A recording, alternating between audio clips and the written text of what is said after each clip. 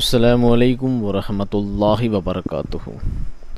अज़ीज़ दोस्तों, साथियों, मैं मोहम्मद शहज़ाद ख़ान आप तमाम ही का अपने इस चैनल एस के एडुविज़न में खैर मकदम करता हूँ। आप तमाम ही का तहे दिल से इस्तक़बाल करता हूँ।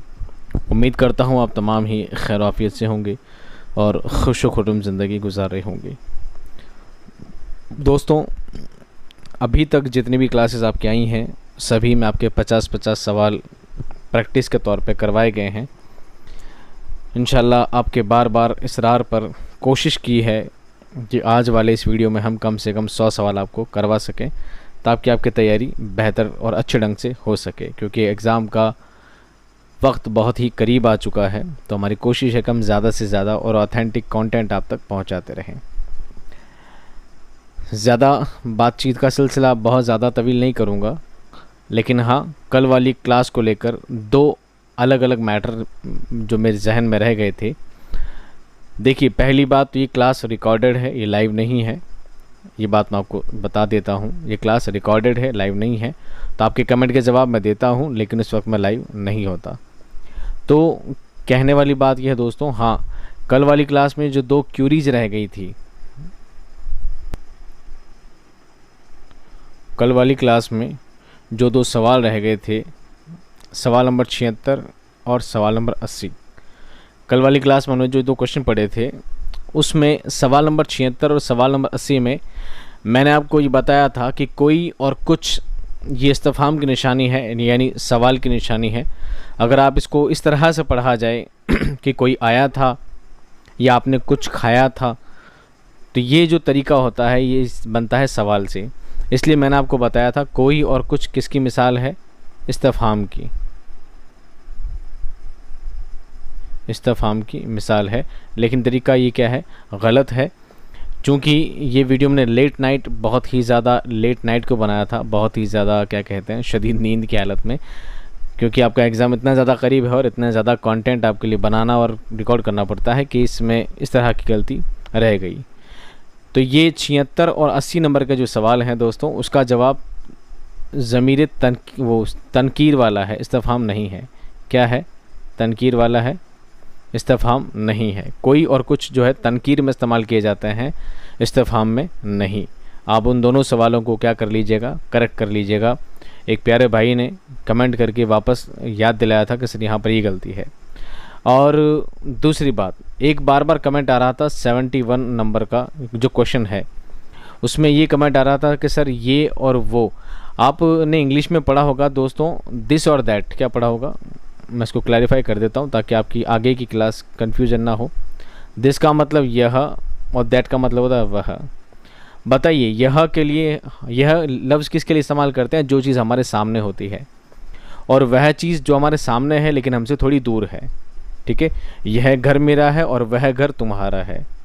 यह मोबाइल मेरा है और वह मोबाइल सामने वाले का है। तो यहाँ पर यह सामने के लिए इस्तेमाल किया जाता है और वह भी वो चीज़ जो हाजिर है लेकिन हमसे थोड़ी दूर है। यही पढ़ा होगा आपने। तो 71 में सवाल ये था कि वो ज़मीर गायब था या ज़मीर हाजिर था। अगर जब तक सेंटेंस पूरा मुकम्मल नहीं होगा तो हम इस बात से अंदाज़ा नहीं लगा सकते हैं कि वो चीज़ हमारे सामने हाजिर है या नहीं। लेकिन वह जो लफ्ज़ होता है दोस्तों, वो किसके लिए इस्तेमाल किया जाता है? हाजिर के लिए इस्तेमाल किया जाता है, जो चीज़ हमारे सामने होती है, फिर वो हमसे नज़दीक हो या दूर हो। लेकिन उर्दू क़वाइद में ज़्यादातर इसको गायब के लिए इस्तेमाल किया जाता है। तो आप इस चीज़ को सेंटेंस के अकॉर्डिंग ही सुधारें कि सेंटेंस क्या है, सेंटेंस के अकॉर्डिंग ही आप अपना जवाब दें कि वो ज़मीर गायब है या आपके सामने हाजिर है। ठीक है, तो इन चीज़ों में इतने पचड़े में पढ़ने की आपको ज़रूरत नहीं है। जो बहुत ही ज़्यादा कंट्रोवर्सी वाले सवाल होते हैं उस पर ज़्यादा दिमाग ना लगाएं।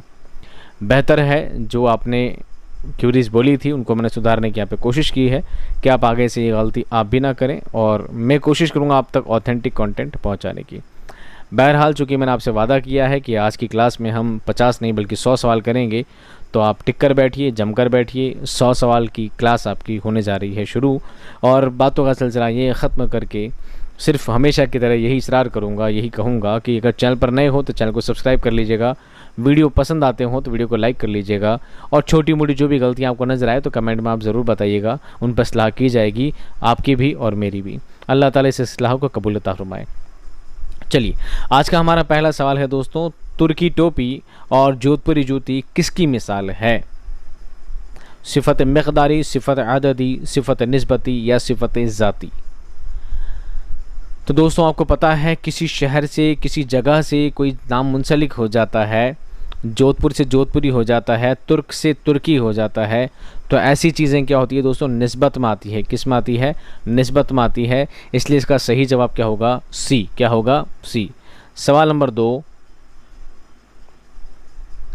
नेक आदमी में लफ्ज़ नेक क्या है? नेक आदमी की, नेक आदमी लफ्ज़ में नेक क्या है? आदत है, सिफत है, खसलत है या इस्म है? तो नेक आदमी क्या है दोस्तों? विशेषता है। क्या है? ये आदमी नेक है, ये इसकी विशेषता है। ये क्या है? इसकी सिफत है। क्या है? इसकी सिफत है। सवाल नंबर 3, 2 किलो सेब किसकी मिसाल है? 2 किलो सेब किसकी मिसाल है? सिफत मकदारी मुअय्यन, सिफत आददी गैर मुअय्यन, मुअय्यन छूट गया शायद यहाँ पर, सिफत आददी मुअय्यन या सिफत मकदारी गैर मुअय्यन? जवाब दीजिए, जवाब दीजिए। सबसे पहली बात तो हम यहाँ क्या पढ़ रहे हैं? 2 किलो। क्या पढ़ रहे हैं? किलो। जब बात किलो की, जब बात किसी तोल की, वज़न की या नाप, मीटर, गज़, ऐसी चीज़ इस्तेमाल होती है तो वो अदद के लिए इस्तेमाल नहीं होती है। ठीक है, अदद का मतलब तो होता है काउंटिंग, संख्या, और ये है परिमाण। ये क्या है? परिमाण है। ये किसी चीज़ का वज़न, तोल, नाप को जाहिर करती है, परिमाणवाचक कहते हैं इसको। अब बात रही 2 किलो की, फ़िक्स है। 2 किलो अपना में एक तोल है जो कि फ़िक्स है, तो फ़िक्स चीज़ को बोलते हैं फ़िक्स चीज़ को बोलते हैं मुअय्यन, और अनिश्चित को बोलते हैं, निश्चित को बोलते हैं मुअय्यन, और अनिश्चित को गैर मुअय्यन। तो ये एक तरह की मकदार है, तादाद नहीं है किसी चीज़ की, क्या है? मकदार है। तो यहाँ पर जवाब क्या होगा? सिफत मकदारी मुअय्यन। सिफत मकदारी मुअय्यन, किसी चीज़ की सिफत है, मकदार है और मुअय्यन भी है, यानी निश्चित भी है। सही जवाब क्या होगा? सवाल नंबर 5, दर्ज झेल में सिफत नहीं है। दर्ज झेल में सिफत नहीं है। सिफत अददी, सिफत ज़मीरी, सिफत ज़ाती या सिफत इस्तिफ़हामी? जवाब दीजिए। हाँ, सवाल नंबर 4 में कुछ मिसप्रिंट रह गया था इसलिए वो छूट गया। सवाल नंबर 5 का जवाब दीजिए। सिफत की तादाद कितनी है? सिफत की अक़साम कितनी है दोस्तों? 5। कितनी है? 5। पहली कौन सी है? सिफत ज़ाती। दूसरी कौन सी है? सिफत निस्बती। कौन सी है? सिफत निस्बती। तीसरी कौन सी है? सिफत अददी। चौथी कौन सी है? सिफत मकदारी। सिफत मकदारी।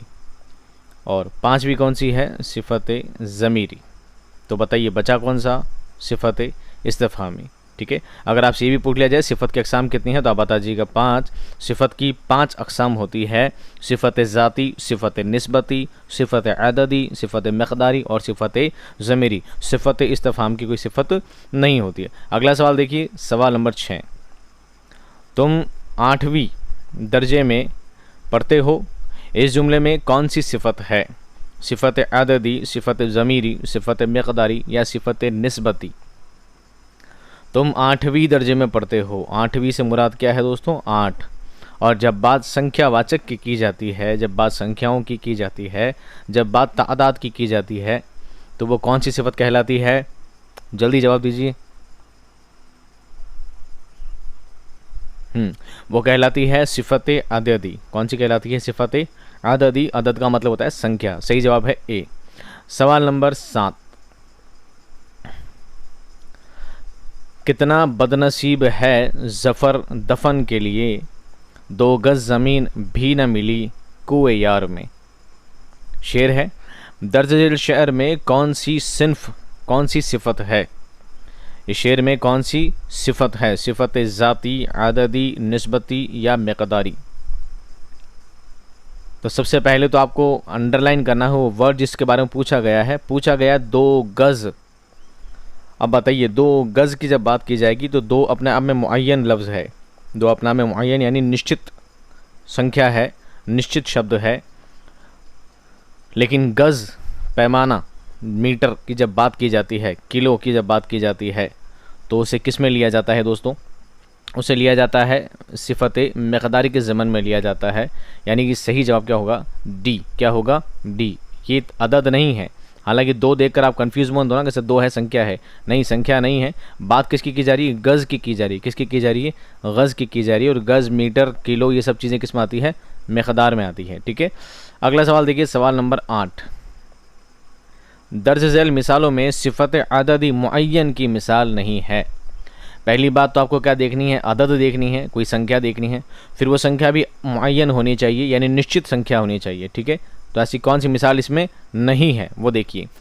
10 बच्चे खेल रहे हैं, 3 कुर्सियाँ खाली हैं, मेरा घर जैद से चौथे नंबर पर है, जैद के पास कई किताबें हैं। यहाँ पर संख्या आई है 10, यहाँ पर आई है 3, यहाँ पर आई है चौथा। तो ये सभी क्या है दोस्तों? मुअय्यन है। कई किताबें, इसमें कोई संख्या नहीं दी है, इसलिए इसका सही जवाब क्या होगा? डी। सिफ़त अददी मुअय्यन कौन सी नहीं है? डी वाली, ज़ैद के पास कई किताबें हैं, ये गैर मुअय्यन है। सवाल नंबर 9। ये बच्चा शरारती है। जुमले में शरारती है, शरारती लफ्ज़ क्या है? सिफ़त ज़ाती है, सिफ़त निस्बती है, सिफ़त अददी है या सिफ़त मक़दारी है? अदद से तो मुराद है संख्या, मक़दार से मुराद है किसी की तुलना, तोल, माप। बचता क्या है? ज़ाती और निस्बती।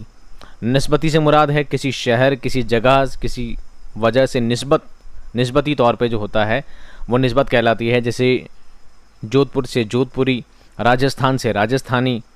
ठीक है, ये सब क्या कहलाता है? निस्बती कहलाता है। इसके अलावा किसी सिलसिले से बिलोंग करता है, किसी पीरी मुरीदी के सिलसिले से बिलोंग करता है, तो चिश्ती, कादरी, ये सब भी निस्बती ही कहलाएंगे। ठीक है, इसको भी आप निस्बती में ही काउंट कीजिएगा।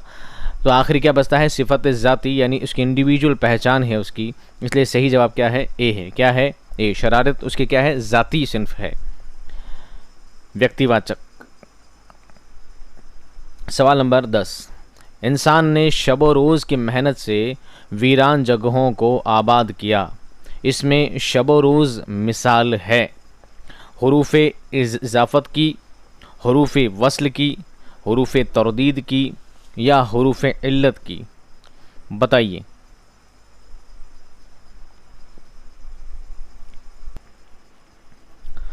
देखिए, हुरूफ़ की अक़साम के बारे में आपको हम पहले भी डिटेल में पूरा बयान कर चुके हैं। अगर आपने वीडियोज़ देखे होंगे तो आपको इन चीज़ों के बारे में पता होगा।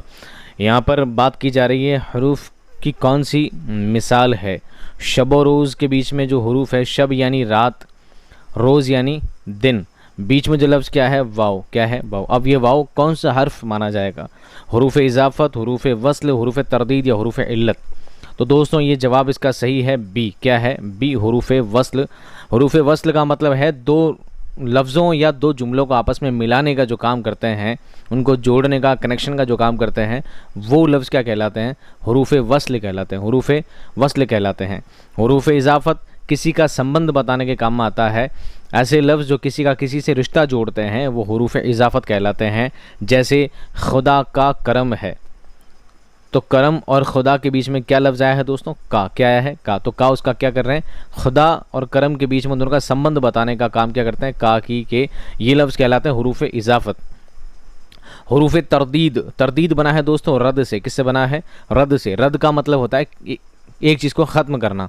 एक जुमला है, उस जुमले में 2 बातें कही गई है, एक बात को रद्द किया गया है और एक बात को तस्लीम किया गया, एक बात को मान लिया गया है। तो जुमले में कोई ऐसी बात कहना कि जिसमें एक बात को रद्द किया जाए, मना किया जाए और दूसरी बात को मान लिया जाए, तो ऐसे लफ्ज़ बीच में जो आते हैं उन्हें हुरूफ़ तरदीद कहा जाता है। क्या कहा जाता है? हुरूफ़ तरदीद। जैसे तुम चाहे पेंसिल रख लो या पेन रख लो, तो या तो पेंसिल रखोगे या पेन रखोगे, एक ही काम आप करोगे। एक काम को आप नकार दोगे, दूसरे काम को आप अंजाम दोगे। तो यहाँ पर एक काम को रद्द किया गया, पेंसिल रख लो या, अब इसको मत छोड़ दो और पेन रख लो। तो जो बीच में या जो लफ्ज़ आया है ये क्या कहलाएगा दोस्तों? ये कहलाएगा हुरूफ़ तरदीद। हुरूफ़ तरदीद। और आखिर में जो लफ्ज़ दिया गया है हुरूफ़ इल्लत। क्या दिया गया है? इल्लत। आपने हुस्न तालील भी पढ़ा होगा। तालील का मतलब ही इल्लत बयान करना होता है। इल्लत का मतलब होता है किसी चीज़ की वजह बयान करना। किसी चीज़ की वजह बयान करना। तो वजह बयान करने के तौर पर जब कोई छोटा लफ्ज़ बीच में आ जाए और निशानदही करे किसी वजह की लेकर, तो वहाँ पर क्या वो लफ्ज़ क्या कहला, वो हरूफ क्या कहलाते हैं, हरूफ इल्लत कहलाते हैं। जैसे बारिश थम जाएगी तब चला जाऊँगा, बारिश थम जाएगी, नहीं ये नहीं है। हरूफ इल्लत का मतलब है मैं घर नहीं जा सकता क्योंकि मेरे पास छाता नहीं है। तो यहाँ पर जो लफ्ज़ आया है वो क्या आया है, क्योंकि। मैं घर नहीं जा सकता, ये मैंने जुमला बयान कर दिया है। अब आगे मैंने वजह बयान की है, क्यों नहीं जा सकता, क्योंकि मेरे पास छाता नहीं है। तो ये जो लफ्ज़ भी बीच में ना क्योंकि, ये क्या कहलाएगा, हरूफ इल्लत कहलाएगा। क्या कहलाएगा, इल्लत कहलाएगा। की लफ्ज़ भी इल्लत में ही शामिल होता है।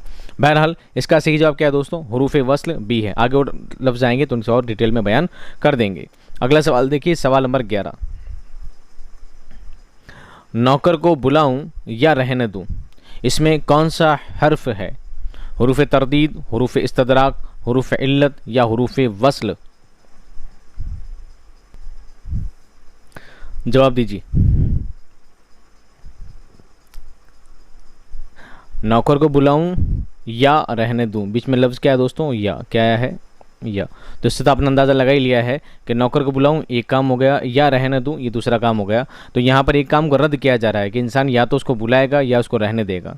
तो दोनों में से एक काम होगा और एक काम क्या कर दिया जाएगा, रद्द कर दिया जाएगा। और जब भी एक काम रद्द कर दिया जाता है जुमले में तो वो क्या कहलाता है, हरूफ तरदीद कहलाता है। क्योंकि तरदीद किससे बना है दोस्तों, रद्द से बना है। किससे बना है, रद्द से बना है। ठीक है, सही जवाब इसका क्या है, ए है। लेकिन आगे जो लफ्ज़ बचे हैं हरूफ वस्ल, किसी दो जुमलों या दो लफ्ज़ों को जोड़ने काम में आते हैं। हरूफ इल्लत किसी की वजह बयान करने काम में आते हैं। और हरूफ इस्तदराक ये क्या होता है, ये किसी शक या किसी वहम को दूर करने के में जो लफ्ज़ काम में आते हैं वो कहलाते हैं हरूफ इस्तदराक। जैसे मेहनत तो बहुत की लेकिन कामयाबी नहीं मिली, लेकिन क्या नहीं मिली, कामयाबी नहीं मिली। तो ये जो लफ्ज़ लेकिन है ना बीच में, ये क्या कहलाएगा, हरूफ इस्तदराक कहलाएगा। क्या कहलाएगा, ये किसी शक या वहम को दूर करने वाले लफ्ज़ जो होते हैं, जो हरूफ होते हैं वो हरूफ इस्तदराक कहलाते हैं। जैसे लेकिन, मगर, अलबत्ता, ये सब क्या कहलाते हैं, हरूफ इस्तदराक कहलाते हैं। इससे कोई जुमला आएगा तो आपकी और वजाहत कर दी जाएगी। इसका सही जवाब क्या है दोस्तों, ए। क्या है, ए। नेक्स्ट क्वेश्चन देखिए, सवाल नंबर 12। बातें बनाना बहुत आसान है मगर काम करना बहुत मुश्किल है, किस हरूफ की मिसाल है, हरूफ इल्लत, हरूफ इस्तदराक, हरूफ जार या हरूफ तरदीद। जवाब दीजिए।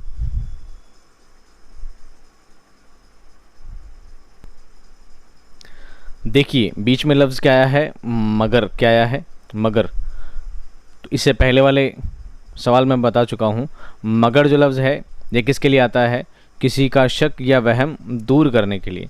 बातें बनाना बहुत आसान है, ये एक बात है, लेकिन इसका वहम, इसका शक दूर करने के लिए क्या कहा जाए, काम करना बहुत मुश्किल है। या अगर आप शक में हो, इस वहम में हो कि काम कि बातें बनाना ही आसान है लेकिन काम करना बहुत ही मुश्किल काम है, ये क्या कहलाएगा, मगर। ये इसका शक और वहम करने के दूर करने के लिए काम में आता है। ये लफ्ज़ कहलाएंगे हरूफ इस्तदराक। क्या कहलाएंगे, हरूफ इस्तदराक। क्यों, हरूफ इल्लत का मतलब होता है वजह बताना। हरूफ इल्लत का मतलब क्या होता है, किसी चीज़ की वजह बताना। वहाँ पर आता है कि, इसलिए कि, क्योंकि, ये सब किस में आते हैं, हरूफ इल्लत में आते हैं, किसी बात की वजह बताना। हरूफ जार आते हैं दो इस्म या दो फ़ैल के बीच में, या इस्म का फ़ैल से या फ़ैल का इस्म से संबंध बताने या दोनों को जोड़ने के जो काम में आते हैं वो कहलाते हैं हरूफ जार। हरूफ तरदीद एक जुमले में एक बात को रद्द करना और एक बात को तस्लीम करना। हरूफ जार में कौन से लफ्ज़ आते हैं दोस्तों, जैसे में, पर। ठीक है, जैसे मैदान में खेलो, मैदान में खेलो, तो मैदान में खेलो, तो ये मैं जो लफ्ज़ है ये किस में आएगा, हरूफ जार में आएगा। सड़क पर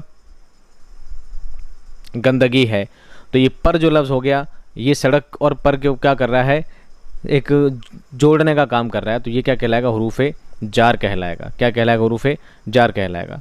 और देखिए आगे सवाल नंबर 13। चाहे आप आएँ चाहे नौकर को भेजें कोई फ़र्क नहीं पड़ता, ये मिसाल है, हरूफ इस्तिस्ना, हरूफ तरदीद, हरूफ इस्तदराक, हरूफ बयानिया। जवाब दीजिए।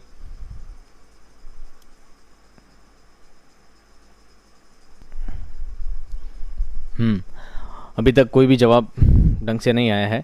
देखिए इसका जवाब क्या है, चाहे आप आएँ, चाहे बीच में लफ्ज़ क्या आया है, चाहे हर्फ आया है, चाहे नौकर को भेजें, कोई फ़र्क नहीं पड़ता। तो बीच में जो हर्फ है किसके लिए इस्तेमाल किया जाता है, चाहे आप आएँ, इस बात को रद्द कर दी गई, फिर कहा गया है चाहे नौकर को भेज दें। दोनों में से एक काम किया जाएगा, या तो इंसान खुद आएगा या फिर नौकर को भेज देगा। तो एक बात को रद्द करना किस में आता है दोस्तों, हुरूफ़े तरदीद में आता है, इसलिए सही जवाब क्या होगा, बी। अब बात रही दोस्तों हुरूफ़े इस्तिस्ना की। इस्तिस्ना क्या होता है, इस्तिस्ना वो लफ्ज़ होता है जब सभी ग्रुप में से सिर्फ एक को अलग कर दिया जाए, वो कहलाता है हुरूफ़े इस्तिस्ना। क्या कहलाता है, हुरूफ़े इस्तिस्ना। जैसे सभी लोग सो गए सिवाय बबलू के, सभी बंदर भाग गए सिवाय उस शेर के। तो ये जो लफ्ज़ है ना, सिवाय या केवल, ये जो लफ्ज़ होते हैं ये क्या कहलाते हैं, हुरूफ़े इस्तिस्ना कहलाते हैं। क्या कहलाते हैं, हुरूफ़े इस्तिस्ना कहलाते हैं। हुरूफ़े इस्तदराक और क्या कहलाता है, अभी आपको ऊपर वाले सवाल में बताया है। हुरूफ़े इस्तदराक किसके लिए आता है दोस्तों, शक या वहम दूर करने के लिए, शक या वहम दूर करने के लिए, बल्कि, जैसे। और हुरूफ़ बयानिया, इसको दोस्तों काफ बयानिया भी कहते हैं। क्या कहते हैं, काफ बयानिया भी कहते हैं, क्योंकि हुरूफ़ बयान के लिए कौन सा हुरूफ आता है, की आता है। क्या आता है, की। जैसे बुज़ुर्गों का कौल है कि ईमानदारी से पेश आइए। कोई बात कहने के बाद की लगा दिया जाता है, आगे की बात बयान करने के लिए जो लफ्ज़ हुरूफ इस्तेमाल किए जाते हैं वो हुरूफ़ बयानिया कहलाते हैं, जिसमें ज़्यादातर की लफ्ज़ भी आता है। अगला सवाल देखिए, सवाल नंबर 14। सवाल नंबर 14, मेहनत करो क्योंकि मेहनत का फल ज़रूर मिलता है। इसमें कौन सा हर्फ इस्तेमाल हुआ है, मेहनत करो क्योंकि, क्या लफ्ज़ आया है, क्योंकि। आगे देखिए, हुरूफ़ बयानिया, हुरूफ़ इल्लत, हुरूफ़ शर्तिया या हुरूफ़ तख़सीस, या हुरूफ़ तख़सीस। देखिए जवाब दीजिए क्या आएगा यहाँ पर, सोचकर जवाब दीजिए। इसका जवाब ऊपर मैं आपको पिछले सवाल में बता चुका हूँ। क्योंकि जो लफ्ज़ है ये किसके लिए इस्तेमाल किया जाता है, ये किसी वजह बताने के लिए इस्तेमाल किया जाता है। मेहनत करो क्यों करी जाए, मेहनत करो क्यों करें, क्योंकि अब इसकी वजह का बयान कर रहे हैं, मेहनत का फल ज़रूर मिलता है। ये क्या होगी, इसकी वजह हो गई। क्या हो गई, इसकी वजह होकर। क्योंकि जो लफ्ज़ है क्या कहलाएगा, हुरूफ़ इल्लत कहलाएगा। क्या कहलाएगा, हुरूफ़ इल्लत कहलाएगा। हुरूफ़ बयानिया को काफ बयानिया भी कहते हैं, की लगा कर आगे बयान किया जाता है। हुरूफ़ शर्तिया में कोई शर्त लगाई जाती है, यानी बात में कोई शर्त व जज़ा होती है। जैसे मान लीजिए एक लफ्ज़ होता है अगर, क्या होता है, अगर बारिश होगी तो चला जाऊँगा। तो यहाँ पर मैंने शर्त रखी है कि बारिश होगी और चला जाऊँगा, बीच में लास्ट में क्या लगा दिया, अगर। क्या लगा दिया, अगर। तो अगर जो लफ्ज़ है वो शर्त में, अगर बारिश होगी तो ही जाऊँगा, बारिश नहीं होगी तो शायद नहीं जाऊँगा। तो यहाँ पर शर्त लगा दी जाए वो कहलाता हुरूफ़ शर्तिया। अगर होता है, जब होता है, और वरना होता है, तुम चले जाओ वरना मैं चला जाऊँगा, वरना मैं चला, तुम नहीं गए तो वरना मुझे जाना ही, ये शर्त लगा दी गई। एक होता है हुरूफ़ तख़सीस। क्या होता है, हुरूफ़ तख़सीस किसी बात को ख़ुसूसियत देने के लिए, किसी बात को ख़ास बयान करने के लिए जो लफ्ज़ इस्तेमाल होते हैं वो क्या कहलाते हैं, हुरूफ़ तख़सीस कहलाते हैं। जिसमें कैसे लफ्ज़ आते हैं, जैसे मान लीजिए एक लफ्ज़ होता है खुदा हमारा मालिक है, और अगर मैं कहूँ खुदा ही हमारा मालिक है तो इस बात में ज़ोर पैदा हो गया। बाद में क्या पैदा हो गया, ज़ोर पैदा होकर ये जो ही जो लफ्ज़ है ये क्या कहलाएगा, हुरूफ़ तख़सीस कहलाएगा। एक होता है तुम चले जाओ, एक होता है तुम भी चले जाओ, तुम भी चले जाओ, इस बात में क्या होगा, ज़ोर है। तुम चले जाओ इतना फ़र्क नहीं है, तुम भी चले जाओ ये बात में ज़ोर पैदा करते हैं। तो ही, भी, तभी, तब से, ये जो लफ्ज़ होते हैं सभी क्या कहलाते हैं, हुरूफ़ तख़सीस कहलाते हैं। आगे मिसालों में इसको और बयान कर देंगे। सवाल नंबर 15, मैंने आपसे कितनी बार कहा है कि मुझे पढ़ने दो। इसमें की किसकी मिसाल है, हुरूफ़ तरदीद की, बयानिया की, इल्लत की, या इस्तदराक की, या इस्तदराक की। देखिए इस तरदीद का मतलब तो क्या होता है, बात को रद्द करना। यहाँ पर कोई रद्द करने वाली बात नहीं है, इसलिए ए नहीं होगा। हुरूफ़ इल्लत का मतलब होता है वजह बयान करना, यहाँ पर कोई वजह भी नहीं है। मैंने कितनी बार कहा है कि, क्या लफ्ज़ आया है, की। और की का मतलब क्या होता है, काफ बयानिया। क्या होता है, काफ बयानिया, जो मैंने आपको बताया है। इसलिए सही जवाब क्या होगा दोस्तों, इसका बी। क्या होगा, बी। की जो लफ्ज़ होता है वो क्या होता है, बयानिया के लिए इस्तेमाल किया जाता है।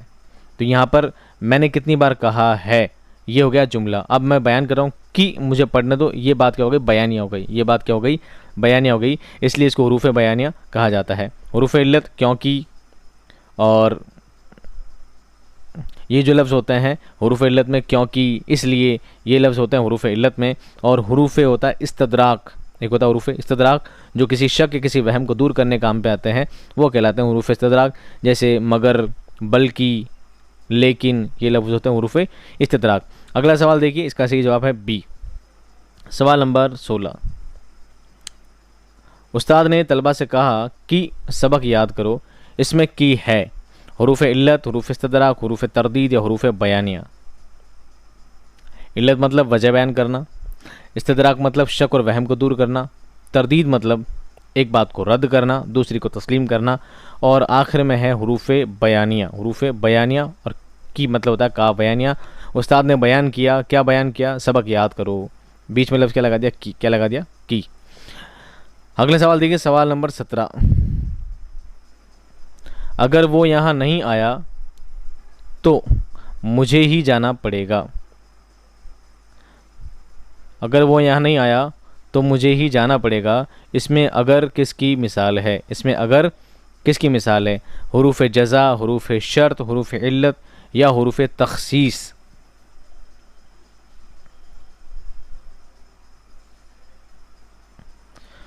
देखिए मैंने यहाँ पर भी गोला लगाया है और यहाँ पर भी गोला लगाया है।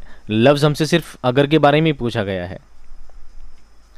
देखो इल्लत तो नहीं होगा, कोई वजह बयान नहीं है, तखसीस नहीं होगा क्योंकि कुछ बात पर जोर नहीं डाला जा रहा है। बसता क्या है, हुरूफ शर्त और हुरूफ जज़ा। आपको पढ़ाते वक्त हुरूफ शर्त और जज़ा एक साथ भी बताया जाता है, क्योंकि जब भी ये लफ्ज़ दोनों आते हैं एक साथ ही आते हैं, जब भी आते हैं दोनों एक साथ ही आते हैं, लेकिन दोनों का मतलब अलग अलग ही होता है। हुरूफ शर्त के रूप में इस्तेमाल क्या होता है, अगर। क्या होता है, अगर। तो अगर क्या है दोस्तों, हुरूफ शर्त है, मैंने शर्त लगाई है, अगर वो यहाँ नहीं आया तो ये अगर जो लफ्ज़ लग गया ये शर्त के लिए लगा है। किसके लिए लगा है, शर्त के लिए। तो मुझे यहाँ से जाना पड़ेगा, तो लगा दिया तो ये हो गया जज़ा। ये क्या हो गया, जज़ा। ये तो जो लफ्ज़ है दोस्तों क्या कहलाएगा, हुरूफ जज़ा कहलाएगा। तो शर्त और जज़ा इसलिए एक साथ इस्तेमाल होते हैं, एक में शर्त होती है दूसरे में जज़ा होता है। कई बार सिर्फ शर्त में ही काम चला लिया जाता है, जज़ा वाली बात कई बार जुमलों में नहीं आती, लेकिन ज़्यादातर शर्त और जज़ा एक साथ ही आते हैं। तो अगर जो लफ्ज़ है ये हुरूफ शर्त है, अगर वो यहाँ नहीं आया, ये मैंने शर्त रखी है कि हुरूफ अगर वो यहाँ नहीं आया तो मैं यहाँ से चला जाऊँगा या तो मुझे यहाँ से जाना पड़ेगा, तो मुझे ही जाना पड़ेगा। तो जो लफ्ज़ है वो क्या कहलाएगा, जज़ा कहलाएगा। क्या कहलाएगा, जज़ा कहलाएगा। सही जवाब क्या है दोस्तों, बी। क्या है, बी। अगला सवाल देखिए, सवाल नंबर 18। वो हुरूफ जो किसी लफ्ज़ के साथ आकर मानी में खसूसियात पैदा करे, क्या पैदा करे, खसूसियात पैदा करे, किसी बात को ख़ास वज़नदार पैदा करे, क्या कहलाता है, हुरूफ तख़सीस, हुरूफ खालिस, हुरूफ इस्तदराक या हुरूफ तंबिया, या हुरूफ तंबिया। सोचिए, जवाब दीजिए।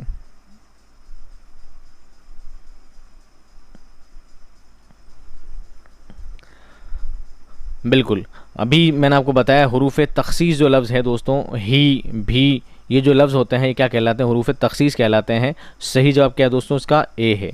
हुरूफ तख़सीस जो है किसी बात में ज़ोर डालने के लिए, किसी बात को मखसूस करार देने के लिए इस्तेमाल किए जाते हैं। ही, भी, तब से, तभी से, ये सभी क्या कहलाते हैं, हुरूफ तख़सीस कहलाते हैं। सवाल नंबर 19। हुरूफ तख़सीस का दूसरा नाम क्या है, हुरूफ तख़सीस का दूसरा नाम क्या है, हुरूफ ताकीद, हुरूफ तंबिया, हुरूफ खालिस या हुरूफ गैर खालिस। हुरूफ तख़सीस का दूसरा नाम हुरूफ ताकीद है। क्या है, हुरूफ ताकीद है। वैसे हुरूफ ताकीद अपने आप में एक अलग हुरूफ होते हैं, लेकिन हुरूफ ताकीद का भी यही काम होता है कि हुरूफ ताकीद किसे कहा जाता है, जो बात में ज़ोर पैदा करे, किसी जुमले में ज़ोर पैदा करे, वो हुरूफ ताकीद में आते हैं। जैसे हुरूफ तख़सीस में आते हैं ही, भी, है ना। हुरूफ ताकीद में कैसे लफ्ज़ आते हैं, बाइना, तुम ही, और सरासर, बिल्कुल, ऐसा कभी मत कीजिएगा, या कभी। ये जो लफ्ज़ होते हैं किस में आते हैं, हुरूफ ताकीद में आते हैं। ये भी बात को ज़ोर देने के लिए ही इस्तेमाल इनका किया जाता है। हुरूफ तख़सीस बात को ख़ुसूसियत देने के लिए होते हैं, लेकिन हुरूफ ताकीद बात में ज़ोर पैदा करने के लिए लिखे जाते हैं। आगे देखिए, सवाल नंबर 20। आखिरकार पुलिस ने चोर को पकड़ ही लिया। इसमें ही किसकी मिसाल है? हुरूफ तंबिया, हुरूफ बयानिया, हुरूफ ताकीद या हुरूफ इस्तदराक?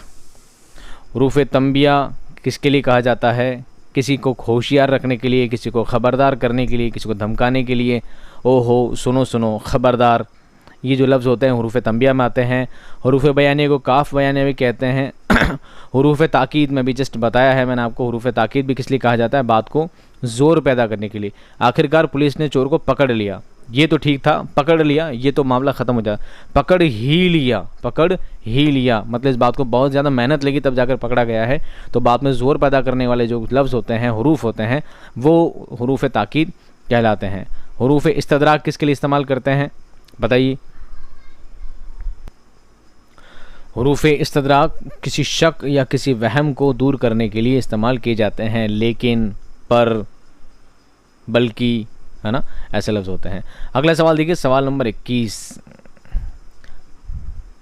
लफ्ज़ ही को कहा जाता है ताकीद, खालिस, गैर खालिस या जार? हुरूफ ताकीद, खालिस, गैर खालिस या हुरूफ जार?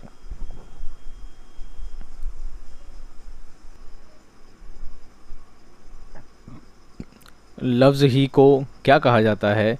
लफ्ज़ ही को हुरूफ ताकीद भी कहा जाता है, क्योंकि ही जो लफ्ज़ है ये किसके लिए इस्तेमाल किया जाता है? किसी बात को ख़ुसूसियत देने के लिए काम में लिया जाता है, इसलिए हुरूफ तख़सीस है। लेकिन हुरूफ तख़सीस इसमें ऑप्शन नहीं है। तो हुरूफ तख़सीस का जो दूसरा नाम है, यानी बात में ज़ोर देने का काम कौन करते हैं? हुरूफ ताकीद करते हैं। खालिस, गैर खालिस और जार से कोई लेना देना नहीं है। जार किसी चीज़ का संबंध बताने में या किसी चीज़ को दो इसमों को आपस में कनेक्ट करने के, जोड़ने के काम में आते हैं, वो हुरूफ जार कहलाते हैं। जैसे ज़मीन में, मैदान में, टेबल पर, तक, दीवार तक, घर तक, ये जो लफ्ज़ होते हैं, ये जो हरूफ होते हैं, ये हुरूफ जार कहलाते हैं। खालिस और गैर खालिस क्या की मिसाल आएंगी तो आपको बता देंगे। लफ्ज़ ही जो है ये हुरूफ तख़सीस होता है। कौन सा होता है? हुरूफ तख़सीस होता है,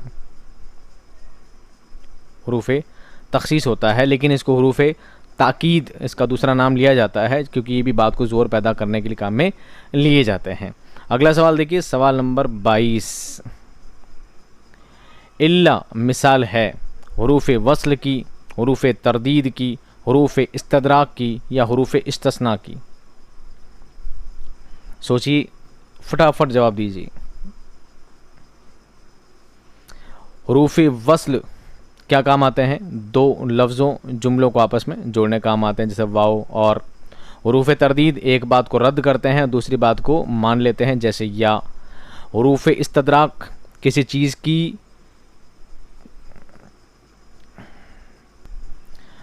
किसी बात का शक और वहम दूर करने के लिए जो काम में आते हैं वो क्या होते हैं? हुरूफ इस्तदराक होते हैं, मगर, लेकिन, पर, इस तरह के जो लफ्ज़ होते हैं। अब इल्ला जो लफ्ज़ है ये किसके लिए क्या इस्तेमाल किया जाता है? हुरूफ इस्तस्ना के लिए इस्तेमाल किया जाता है। सही जवाब क्या है दोस्तों? डी, इल्ला। इल्ला का मतलब होता है सिर्फ, इल्ला मतलब होता है सिर्फ। जैसे सभी लोग सो गए इल्ला महमूद, यानी सभी लोग सो गए इल्ला महमूद, सिर्फ महमूद को छोड़कर, पूरे ग्रुप में से एक वर्ड अलग कर दिया जाए, एक लफ्ज़ अलग कर दिया जाए, एक बात को अलग से गिना जाए, तो हुरूफ इस्तस्ना में होते हैं। इल्ला उसी की क्या है? मिसाल है। सवाल नंबर 23। हुरूफ इल्लत कौन सा है? लिहाजा, चूँकि, पस या सभी? जवाब दीजिए। हुरूफ इल्लत कौन सा है?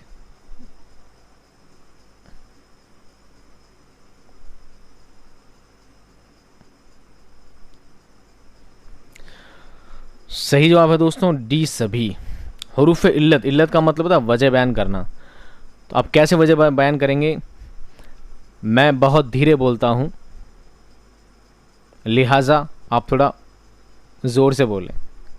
या मैं बहुत ऊंचा सुनता हूँ, लिहाजा आप थोड़ा ऊंचा बोलें, थोड़ा ज़ोर से बोलें। ये वजह हो जाती है लिहाजा। चूँकि और क्योंकि लफ्ज़ एक ही इस्तेमाल लगभग किए जाते हैं। पस भी इसीलिए इस्तेमाल किया जाता है कि वो बहुत धीमे चलता था, पस कि वो बहुत धीमी रफ्तार का इंसान था। तो ये सभी लफ्ज़ किस में आते हैं दोस्तों? हुरूफ इल्लत में आते हैं। सभी वजह बयान करने के लिए आते हैं। अगला जो सवाल है, सवाल नंबर 24।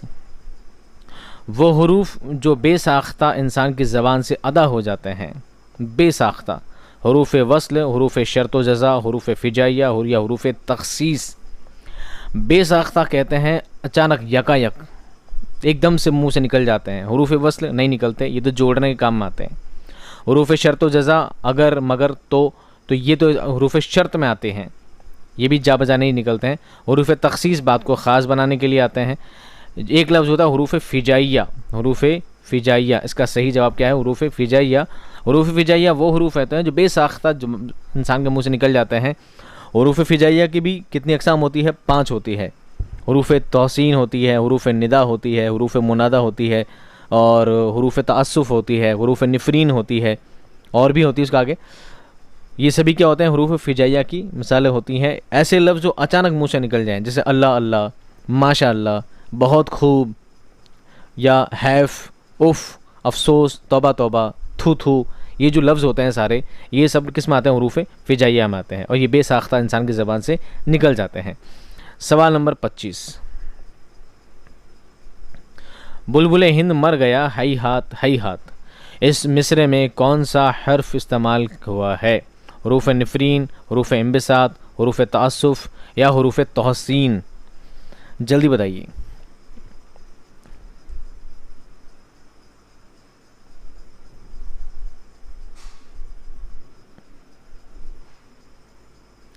सही जवाब क्या है दोस्तों? सी। क्या है?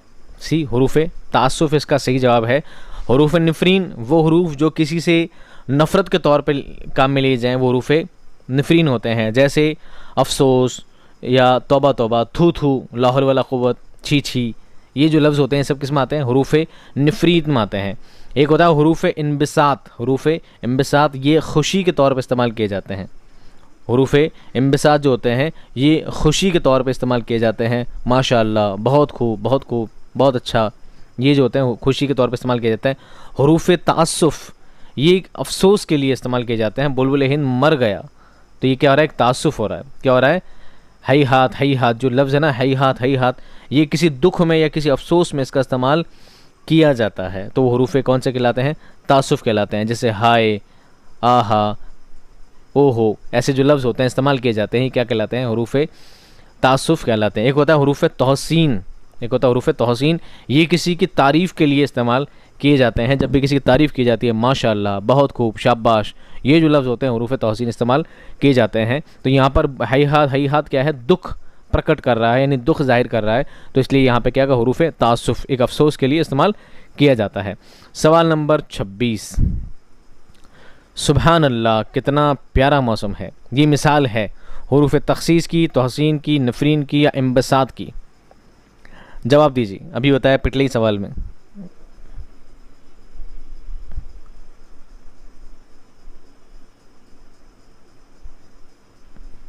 जी हाँ, बिल्कुल सही है।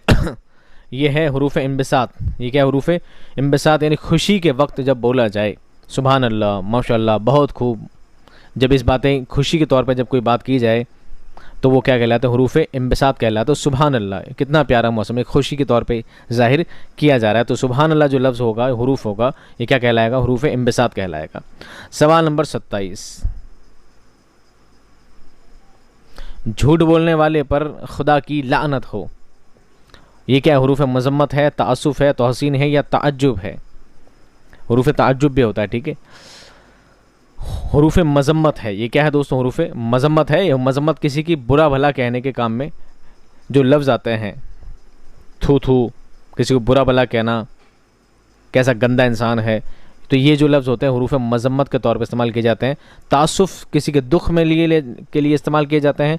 तहसीन किसी की तारीफ़ के लिए इस्तेमाल किए जाते हैं। और ताज्जुब जब किसी बात को देख कर इंसान हैरत में रह जाए, किस में रह जाए? हैरत में रह जाए, तो ऐसे हैरत ज़्यादा अल्फाजों को क्या कहता है इंसान?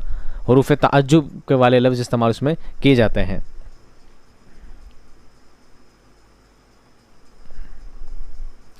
खुशी के मौके पर बेसाख्ता अदा होने वाले अल्फाज क्या कहलाते हैं? तहसीन, हरूफ नफ़रीन, हरूफ इंबिसात या हरूफ तंबिया? खुशी के मौके पर इस्तेमाल होने वाले लफ्ज़ क्या कहलाते हैं?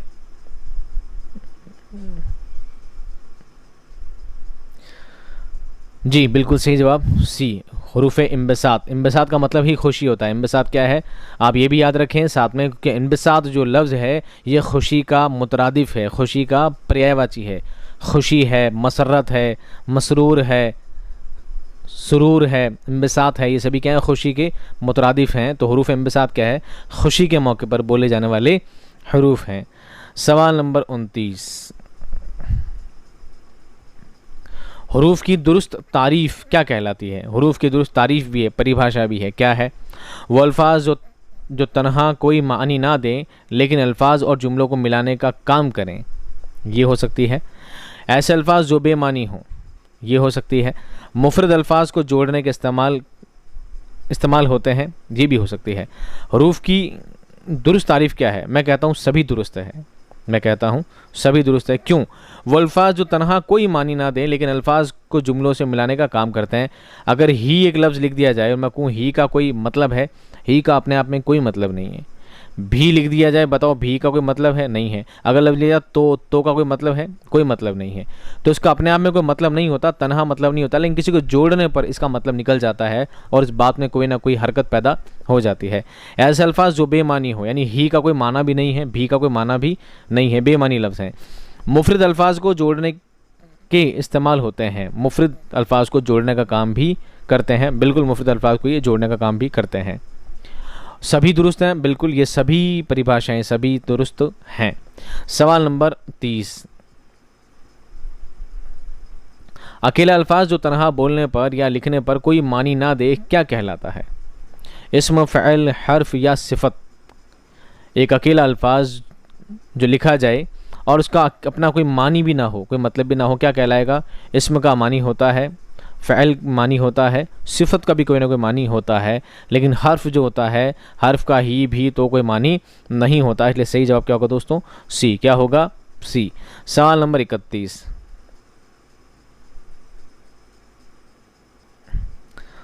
गैर मुस्तकिल कलमा किसे कहा जाता है? मुस्तकिल कहते हैं परमानेंटली को ना।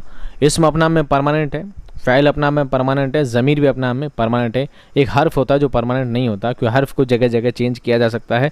कई बार ऐसा भी होता है कि हर्फ बीच में से हटा लिया जाए तो भी बात का मतलब निकल जाता है। पुलिस ने चोर को पकड़ लिया, पुलिस ने चोर को पकड़ लिया और पुलिस ने चोर को पकड़ ही लिया, अगर ही हटा दिया जाए तब भी मतलब वही निकलेगा, मतलब कुछ बदलेगा नहीं। तो हर्फ की कई बार क्या होता है ज़रूरत नहीं होती है, परमानेंटली नहीं होते। इसका इस्तेमाल बात को ज़ोर देने के लिए या बात में कुछ वज़न डालने के लिए किया जाता है, एक बात को हरकत देने के लिए किया जाता है। इसके ना होने पर भी कोई फ़र्क नहीं पड़ता है, सभी जगह नहीं, लेकिन हाँ काफ़ी हद तक। इसलिए हरूफ जो होते हैं क्या होते हैं? गैर मुस्तकिल होते हैं। क्या होते हैं? गैर मुस्तकिल होते हैं। लेकिन इस्म एक लफ्ज़ होता है, फ़ाइल एक क्रिया होती है और ज़मीर सर्वनाम की जगह इस्तेमाल किया जाता है। तो ये जो लफ्ज़ होते हैं इनका लिखना परमानेंट होता है, इनकी ज़रूरत होती है। ये सब मुस्तकिल कलमा होते हैं, जबकि हर्फ जो होते हैं गैर मुस्तकिल होते हैं। सवाल नंबर 32, हरूफ की अक़साम कितनी हैं? 4, 5, 8 या 12? जवाब दीजिए, हरूफ की अक़साम कितनी हैं? 4, 5, 8 या 12?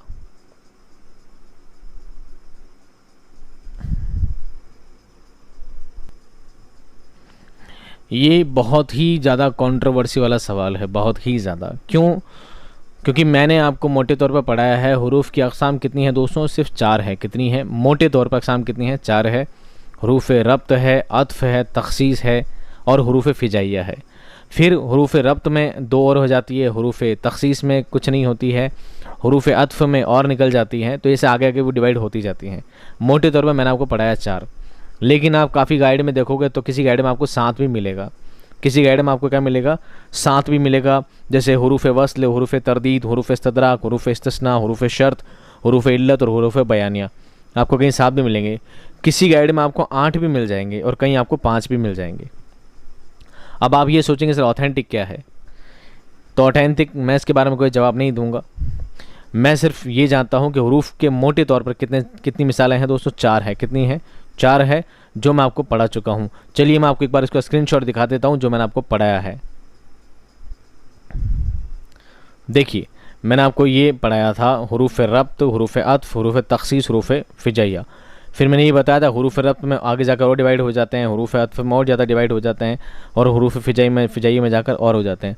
अब कहीं कहीं हरूफ में फिजाइया में 5 बताए हैं, कभी 4 बताए हैं। बहरहाल मैं आपको काम की बात ही बताने वाला हूँ कि हरूफ के अक़साम के बारे में अगर बात की जाए तो ऐसे भी मेरे पास कंटेंट है। कहीं कहीं हरूफ की अक़साम कहीं कहीं पर 28 भी बताई गई है, कहीं पर कितनी बताई गई है, 28 भी बताई गई है। अगर आप चाहें तो मेरे से वो कंटेंट भी ले सकते हैं, मैं आपको प्रोवाइड कर दूंगा। कहीं कहीं हरूफ की अक़साम 28 बताई गई है सारी। फ़र्क ये है कि जो लोग इसको डिवाइड करते हैं अलग अलग, मोटे तौर पे 4 नहीं मानते हैं, वो सभी को एक ही फहरिस्त में मान लेते हैं। इनके जो डिवाइडेशन होते हैं उन सभी को एक ही लिस्ट में मान लेते हैं, सबको मिलाकर 28 कर देते हैं। किसी जगह 32 भी हो, परेशान वाली कोई बात नहीं है, मेरे पास सभी कंटेंट अवेलेबल है, आप चाहें तो ले सकते हैं। तो कहीं कहीं जगह 32 भी है। लेकिन अगर हरूफ के एग्जाम मोटे तौर पूछी जाए तो आपको सिर्फ कितनी बतानी है, 4 ही बतानी है। उम्मीद करता हूँ ऐसे कॉन्ट्रोवर्शियल सवाल आते नहीं हैं, ज़्यादातर ऐसे सवाल आते नहीं, पर फिर भी मेरा मकसद था बताना, इसलिए मैंने आपको बता दिया। चलिए वापस सवाल की जानब चलते हैं। हरूफ की अक़साम कितनी है? मेरे पढ़े अनुसार हरूफ की अक़साम कितनी है दोस्तों? 4 है। चलिए अगला सवाल, सवाल नंबर 33। हरूफ रब्त का दूसरा नाम क्या है? हरूफ रब्त का दूसरा नाम क्या है? मरबूत, हरूफ बयान, हरूफ जार या हरूफ तशबीहा? बताइए।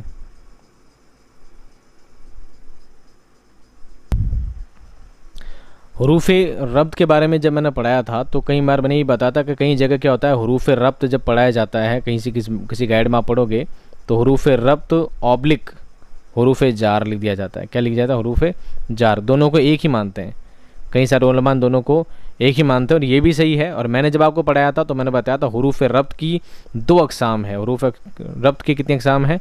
2 अक़साम है। एक हरूफ जार है और दूसरी हरूफ इजाफ़त है। क्या है दोस्तों? हरूफ इजाफ़त है। ठीक है, मैंने आपको ये पढ़ाया था। और कई बार क्या होता है, ऑब्लिक इजाफ़त भी इसी को मान लिया जाता है। तो हरूफ रब्त का जो दूसरा नाम है वो क्या है दोस्तों? हरूफ जार है। हरूफ जार है। रब्त का मतलब होता है राब्ता करना, यानी किसी चीज़ का किसी चीज़ से ताल्लुक़ बयान करना, क्या करना। और जार भी, जार के हरूफ जार के हरूफ तो वो भी यही करते हैं, जैसे पानी में, उसके हाथ में, तुमने, ये जो होते हैं लफ्ज़ में, ने, पर, ये सब क्या होते हैं? हरूफ जार, हरूफ रब्त ही होते हैं। सवाल नंबर 34। हरूफ का शुमार किसकी अक़साम में किया जाता है? लफ्ज़, जुमला, लफ्ज़, कलिमा, जुमला या किसी में नहीं? हरूफ का शुमार किस में किया जाता है? कहने को तो हरूफ होते हैं लेकिन हरूफ होते नहीं हैं। उसको किस में, किस ज़िमन में गिना जाता है? लफ्ज़ में, कलिमा में, जुमला में या किसी में नहीं?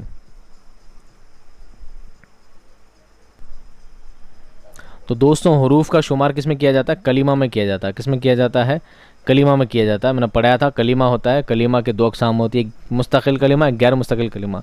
मुस्तकिल कलिमा तो लफ्ज़ में आ जाते हैं, और गैर मुस्तकिल कलिमा होते हैं वो हरूफ कहलाते हैं। क्या कहलाते हैं? हरूफ कहलाते हैं। ये भी होते हैं तो लफ्ज़ ही हैं, लेकिन इनका कोई सिंगल माना कुछ भी इनका आपस में नहीं होता। जुमला और ये दोनों नहीं है। सवाल नंबर 35। वह किताब मेज़ पर रख दो, इस जुमले में पर है हरूफ जार, अत्फ, तहसीन या निदाई? हरूफ जार, हरूफ अत्फ, हरूफ तहसीन या हरूफ निदाई? बताइए।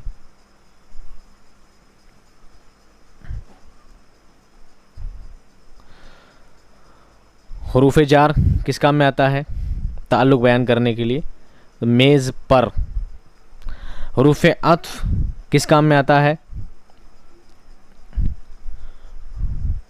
जो 2 जुमलों को, लफ्ज़ों को आपस में मिलाने के काम में आते हैं, हरूफ अत्फ होते हैं। तहसीन किस काम में आता है? किसी की तारीफ़ के लिए कहा जाता है। हरूफ निदाई किसे कहा जाता है? हरूफ निदाई किसी को पुकारने के इस्तेमाल में आता है, किसी को आवाज़ लगाने के लिए काम में आता है। तो ये क्या है दोस्तों? हरूफ जार। हरूफ जार ये किताब और मेज़ पर, मेज़ का किताब से क्या बयान कर रहे हैं? ताल्लुक़ बयान कर रहे हैं, जो पर लफ्ज़ इसलिए इस्तेमाल किया गया है। सवाल नंबर 36। हरूफ इजाफ़त किसे कहते हैं? जो 2 लफ्ज़ों को जोड़े, 2 इसमों का ताल्लुक़ ज़ाहिर करे, एक इसम और एक फ़ैल को मिलाए, या सभी दुरुस्त हैं?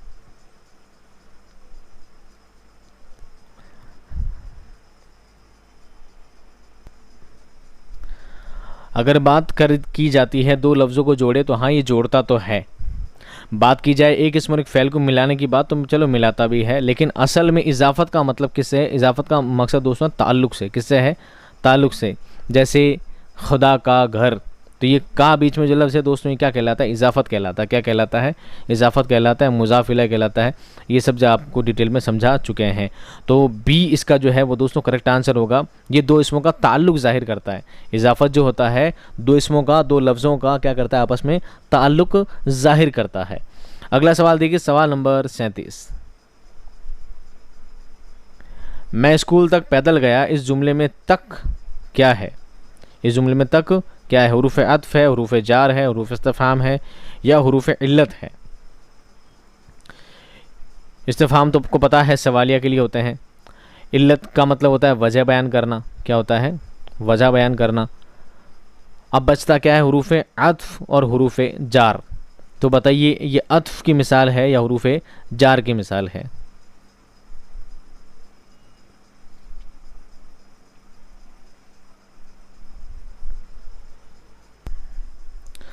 तो ये दोस्तों जो तक जो मिसाल है, ये तक मिसाल है हुरूफ जार की। ये हुरूफ हार नहीं है, नीचे डॉट छूट गया है। हुरूफ जार क्या है? हुरूफ जार की मिसाल है। अगला सवाल देखिए, सवाल नंबर 38। दर्ज झेल में हुरूफ इजाफत है का, मैं, ने या वो। हुरूफ इजाफत का मतलब क्या होता है? ताल्लुक़ बयान करना। ठीक है, जैसे खुदा का करम, मैं बार बार इस लफ्ज़ को रिपीट किया मैंने, खुदा का, तो लफ्ज़ बीच में क्या आता है? का, की, के। ये जो लफ्ज़ होते हैं ये किसी का संबंध बयान करते हैं, ताल्लुक़ बयान करते हैं। तो ये लफ्ज़ क्या कहलाते हैं? हुरूफ इजाफत कहलाते हैं। क्या कहलाते हैं? हुरूफ इजाफत कहलाते हैं। ठीक है, अगला सवाल देखिए, सवाल नंबर 39। दर्ज झेल में हुरूफ रब्त नहीं है। दर्ज झेल में हुरूफ रब्त नहीं है। कौन सा नहीं है बताइए? मैं, तो, तक या ने?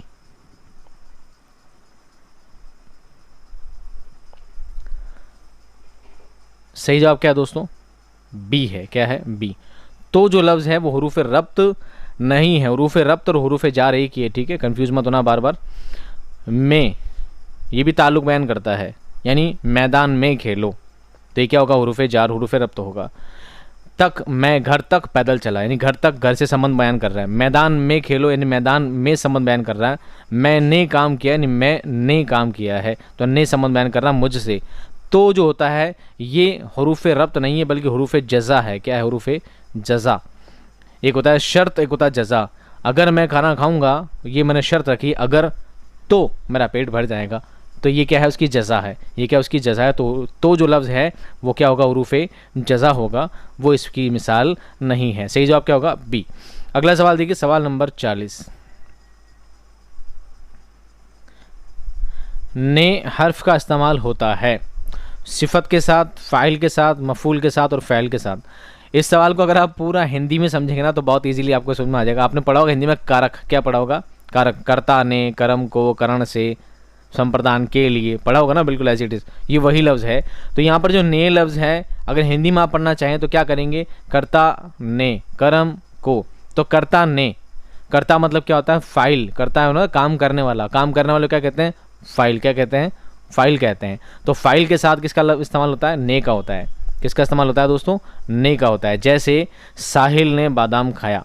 साहिल ने बादाम खाया, खाने का काम किसने किया? साहिल ने किया। तो साहिल कौन हुआ?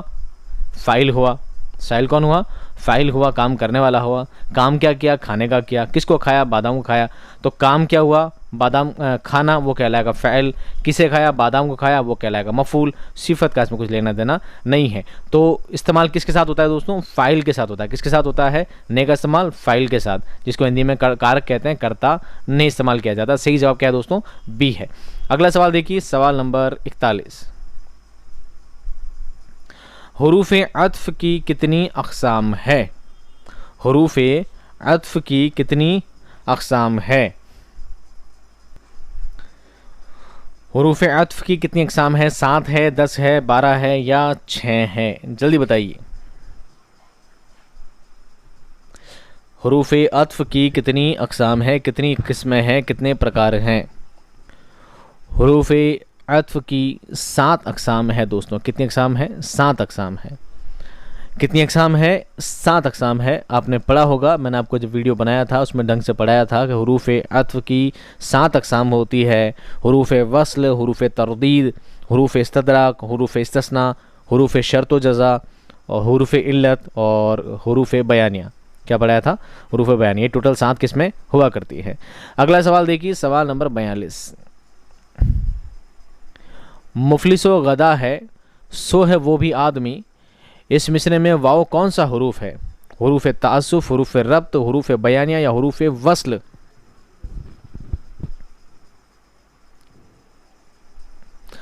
तासुफ़ अफसोस के लिए इस्तेमाल किया जाता है। किसके लिए? अफसोस के लिए इस्तेमाल किया जाता है। हुरूफ़ रब्त में ने पर इस्तेमाल होते हैं ताल्लुक़ बयान करने के लिए। हुरूफ़ बयानिया होता है काफ बयानिया की इस्तेमाल किया जाता है। हुरूफ़ वस्ल एक होता है हुरूफ़ वस्ल, दो लफ्ज़ों को, दो इसमों को, दो अफ़ाल को जोड़ने के काम आता है, जैसे वाओ और ये जो लफ्ज़ होते हैं ये क्या कहलाते हैं? हुरूफ़ वस्ल कहलाते हैं। इसलिए सही जवाब क्या होगा दोस्तों? डी। क्या होगा? डी होगा। सवाल नंबर 43। का हुरूफ का हर्फ का इस्तेमाल किया जाता है हालत इजाफ़ी में, हालत फ़ाइली में, हालत मफ़ूली में, हालत निदाई में या हालत निदाई के लिए? बताइए।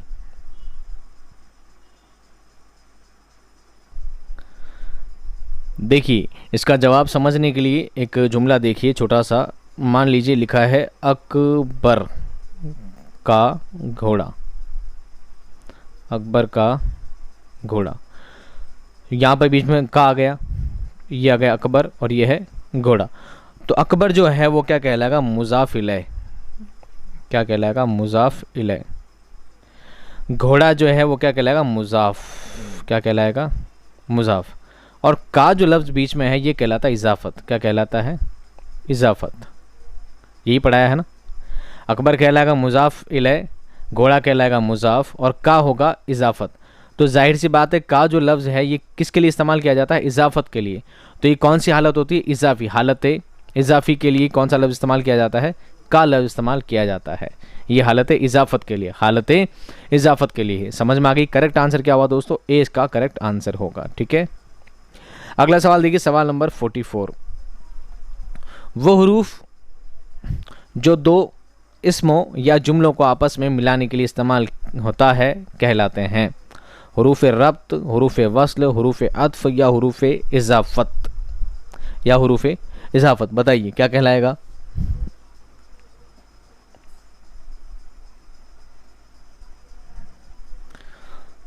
देखिए, हुरूफ़ रब्त जो होता है वो क्या करता है? किसी का ताल्लुक़ बयान करता है। क्या बयान करता है? सिर्फ ताल्लुक़ बयान करता है। हुरूफ़ इज़ाफ़त जो होता है सिर्फ किसी का ताल्लुक़, किसी का संबंध बयान करता है, वो हुरूफ़ इज़ाफ़त कहलाता है। अगर यहाँ पर वस्ल ऑप्शन नहीं होता तो आपका हुरूफ़ अत्फ़ क्या होता? सही जवाब होता। हुरूफ़ अत्फ़ सही जवाब होता, लेकिन हुरूफ़ अत्फ़ की ही मिसाल क्या है? हुरूफ़ वस्ल। हुरूफ़ वस्ल, तो इसलिए सही जवाब क्या होगा दोस्तों? हुरूफ़ वस्ल में वाव आता है और आता है। तो ये क्या करते हैं? किसी जुमले को या किसी इसमों को, अफ़आल को या जुमलों को, लफ्ज़ों को आपस में जोड़ने का काम करते हैं। इसलिए सही जवाब क्या होगा दोस्तों? B is the correct answer. हुरूफ़ वस्ल इसका सही जवाब होगा। सवाल नंबर 45। दर्ज झेल में हुरूफ़ अत्फ़ की किस्म नहीं है। हुरूफ़ अत्फ़ की कितनी किस्में दोस्तों? 7 किस्में हैं। तो उन 7 में से कौन सी है जो इसकी किस्म में से नहीं है? हुरूफ़ तरदीद, हुरूफ़ इस्तिस्ना, हुरूफ़ इस्तदराक या हुरूफ़ तहसीन? बहुत आसान जवाब है ये तो।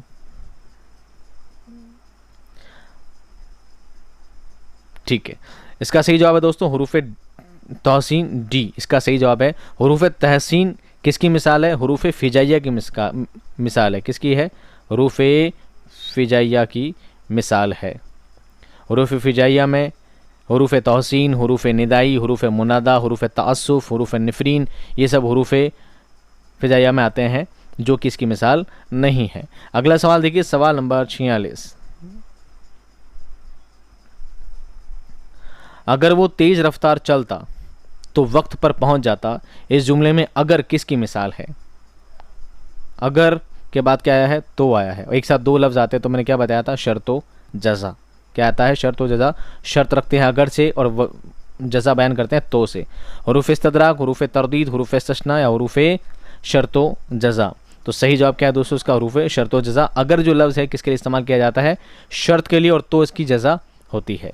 अगला सवाल देखिए, सवाल नंबर 47।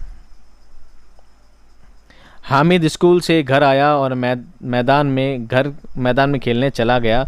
इस जुमले में हरूफ वस्ल है, से और में या तीनों? हरूफ वस्ल क्या काम करते हैं दोस्तों? या तो दो हरूफ को, दो लफ्ज़ों को या दो जुमलों को जोड़ने का काम करते हैं। यहाँ पर एक जुमला है, हामिद स्कूल से घर आया, ये एक जुमला हो गया। मैदान में खेलने चला गया, ये दूसरा जुमला हो गया। इसको बीच में जोड़ने का काम कौन कर रहा है? और कौन कर रहा है? और। इसलिए सही जवाब क्या होगा दोस्तों? बी। क्या होगा? बी। और जो इसका लफ्ज़ है वो हरूफ है, वो इसको जोड़ने का काम कर रहा है, वो हरूफ वस्ल कहलाएगा। सवाल नंबर 48। मैंने उसे खूब समझाया मगर उसे समझ में नहीं आया। कौन सा हरूफ इस्तेमाल हुआ है? हरूफ तरदीद, हरूफ इस्तदराक, हरूफ इस्तिस्ना या हरूफ इल्लत?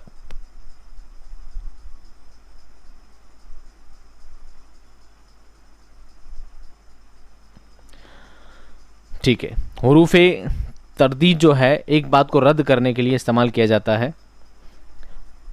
तो यहाँ पर रद्द कोई बात नहीं की गई है। हरूफ इस्तिस्ना जब सभी बातों को गिना जाए और एक बात को अलग कर दिया जाए, हरूफ इस्तिस्ना होते हैं। हरूफ इल्लत किसी बात की वजह बयान की जाती है, लेकिन हरूफ इस्तदराक क्या होता है? किसी चीज़ का शक और शुबा दूर किया जाता है। मैंने उसे बहुत समझाया, ये मेरा काम था, मगर उसे समझ में नहीं आया, ये उसका शक और शुबा है। ये क्या उसका शक और शुबा है? हरूफ इस्तदराक इसका क्या होगा? सही जवाब होगा। मैंने समझाया मगर समझ में नहीं आया, तो मगर जो लफ्ज़ है ये किसके लिए इस्तेमाल किया जाता है? हरूफ इस्तदराक के लिए इस्तेमाल किया जाता है। अगला सवाल देखिए, सवाल नंबर 49। लुकमान हकीम बहुत दाना थे, इसमें कौन सा फ़अल है? लुकमान हकीम बहुत दाना थे, इसमें कौन सा फ़अल है? लुकमान हकीम बहुत दाना थे, इसमें कौन सा फ़अल है? फ़अल मारूफ, फ़अल मुतअद्दी, फ़अल लाजिम या फ़अल नाक़िस? देखिए, फ़अल लाजिम के लिए क्या ज़रूरी है? एक फ़ाइल का होना ज़रूरी है और फ़अल का होना ज़रूरी है, यानी काम का होना ज़रूरी है। तो यहाँ पर फ़ाइल तो मान लो लुकमान हकीम है पूरा, लेकिन काम क्या है? काम कुछ नहीं, इसलिए फ़अल लाजिम नहीं होगा। फ़अल मुतअद्दी में फ़अल का भी होना ज़रूरी है, फ़ाइल का होना भी ज़रूरी है और मफ़ऊल का होना भी ज़रूरी है। यहाँ पर फ़अल है, फ़ाइल और मफ़ऊल दोनों नहीं है, इसलिए मुतअद्दी भी नहीं होगा। फ़अल मारूफ और फ़अल नाक़िस, ये बात मैंने आपको बताई थी। फ़अल नाक़िस में मुब्तदा और ख़बर होते हैं, यानी वो जो बात किसी की समझ में आए वो कहलाता है फ़अल नाक़िस। तो यहाँ पर सही मिसाल, इसका सही जवाब क्या होगा दोस्तों? डी होगा, फ़अल नाक़िस। अगला सवाल देखिए, सवाल नंबर 50। असलम ने सालिम को किताब दी, इस जुमले में मफ़ऊल कौन है? असलम है, किताब है, सालिम है या दी है? असलम क्या है? फ़ाइल है काम करने वाला। दी क्या है? ये उसका काम है, यानी फ़अल है। अब बचता है किताब और सालिम। तो दोस्तों किताब इसका क्या है? मफ़ऊल है। किताब क्या है? मफ़ऊल है। हालांकि सालिम भी मफ़ऊल है, पर किताब मफ़ऊल अव्वल है और सालिम मफ़ऊल सानी है। मफ़ऊल सानी है, इसके बारे में बताया था। मैन मफ़ऊल कौन सा है? किताब है। कौन सा है? किताब है। सही जवाब क्या होगा? किताब। अगला सवाल देखिए, सवाल नंबर 51। आप इस सवाल में कौन और क्या में कंफ्यूज मत होना कि मफ़ऊल कौन है या ये यूँ पूछे सर मफ़ऊल क्या है, ऐसे पूछते तो किताब बताना चाहिए था। कौन पूछा है तो आपको सालिम जवाब देना चाहिए। इतनी कंट्रोवर्सी में मत पड़ना और बाद में मुझे बहुत सारे कमेंट मत करना। पहले पूछा है मफ़ऊल कौन है, अब वो डायरेक्ट कौन और क्या और की का कभी नहीं पूछते, जेंडर्स वगैरह चेंज नहीं करते ताकि कन्फ्यूजन बनी रहे। तो पहला अगर मफ़ऊल पूछा जाए, मफ़ऊल अव्वल क्या है? किताब ही है। मफ़ऊल सानी पूछा जाए तो क्या है? सालिम है। ठीक है, तो हमें फर्स्ट मफ़ऊल के बारे में ही बताना है, सेकंड के चक्कर में नहीं पढ़ना है। और अगर जुमला अगर बहुत ज़्यादा वजाहत के साथ बताया जाए आपको तो जवाब अलग हो सकता है। सवाल नंबर 51। अलामत फ़ाइली है को, ना, ने या से?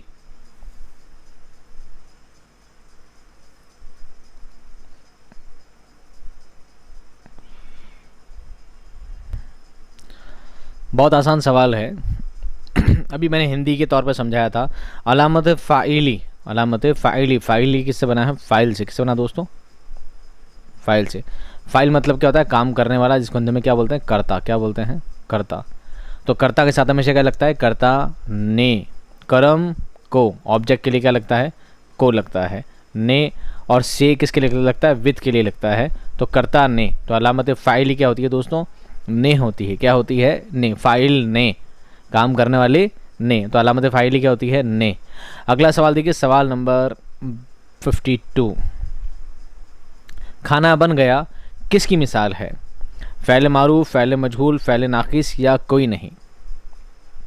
फ़ैल मारूफ, फ़ैल मजहूल, फ़ैल नाक़िस या कोई नहीं।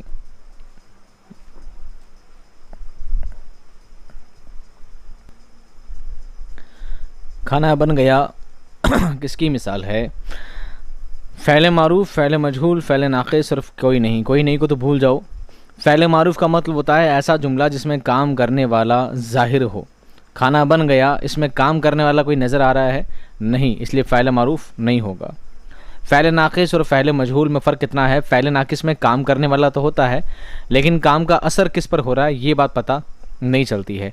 और फ़ैल मजहूल क्या होता है, जिसमें काम होता है लेकिन काम करने वाला नहीं होता है। काम, खाना बन गया, काम तो हुआ है लेकिन किसने बनाया ये यहाँ पर ज़ाहिर नहीं हो रहा है, इसलिए सही जवाब क्या होगा दोस्तों, फ़ैल मजहूल बी होगा। अगला सवाल देखिए, सवाल नंबर 53। अहमद बीमारी से कमज़ोर हो गया, जुमले में कमज़ोर लफ्ज़ है, इस्म, मफ़ऊल, फ़ाइल या ख़बर।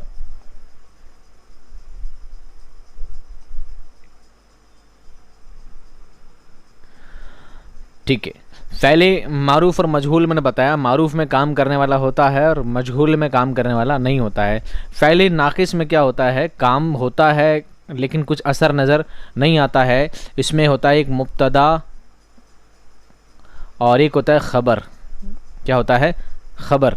तो यहाँ पर अहमद बीमारी से कमज़ोर है, कमज़ोर हो गया है, यानी अहमद क्या है, मुब्तदा है और ख़बर क्या है, कमज़ोर होना। ख़बर क्या है, कमज़ोर होना, इसलिए सही जवाब क्या होगा दोस्तों, डी होगा। क्या होगा, डी होगा। सवाल नंबर 54। ज़ैद ने ख़त लिखा, इसमें कौन सा ज़माना है, माजी बईद, माजी करीब, माजी मुतलक या फ़ैल माजी। दीजिए जवाब।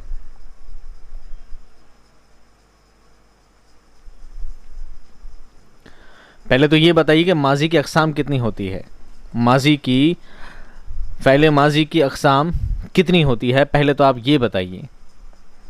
2, 3, 4, 5, 6 कितनी होती है, फटाफट बताइए कितनी होती है।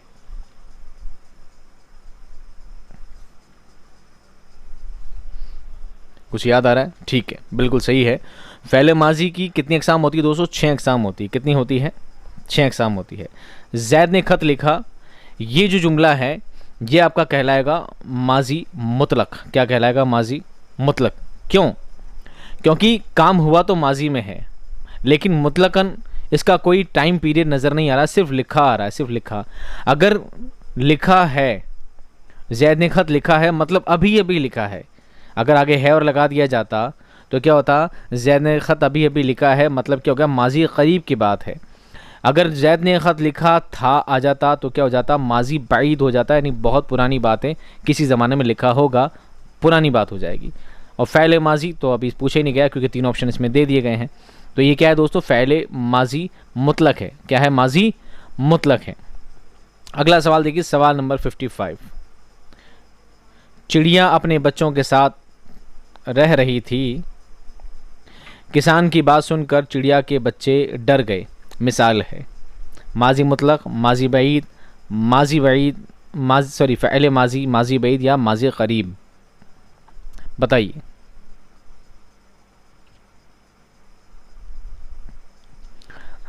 कन्फ्यूजन वाली बात नहीं है। देखिए, जब भी आपको इस तरह के 2 जुमले दे दिए जाएं, कन्फ्यूज ना होना, जब भी 2 जुमले दे दिए जाएं, अगर आप ये सोचते हो सर इसके बारे में पूछा है किसके बारे में पूछा है, तो हमेशा लास्ट वाले का ही जवाब देना होता है, बीच का जवाब नहीं देना होता है। ठीक है, पुरानी बात का जवाब नहीं देते हैं, बल्कि जो लास्ट में जो बात लिखी गई है, आखिर में जो क्रिया देखते हैं, आखिर में जो काम की मिसाल देखते हैं, जो लफ्ज़ देखते हैं, हम उसी से अंदाज़ा लगाएंगे क्या है। डर गए, अगर डर गए हैं, डर गए हैं तो करीब की कौन सी बात होगी, माजी करीब की। अगर डर गए थे, क्या हो जाता, डर गए थे, तो ये बात हो जाती माजी बईद की। फ़ाइल माजी का तो उससे कोई लेना देना नहीं है। ये बात है डर गए, यानी बात किसकी है, माजी मुतलक की बात है। किसकी बात है, माजी मुतलक की, क्योंकि इसकी कोई टाइम फिक्स नहीं है, कोई टाइम इसका फिक्स नहीं है, इसलिए क्या कहलाएगा, माजी मुतलक कहलाएगा। इसमें सिर्फ किसी बात की खबर दी जाती है। सवाल नंबर 56, तुम मेरे पास होते हो गोया जब कोई दूसरा नहीं होता। इस शेर में ज़माना है माजी बईद, हाल, माजी करीब या माजी शकिया।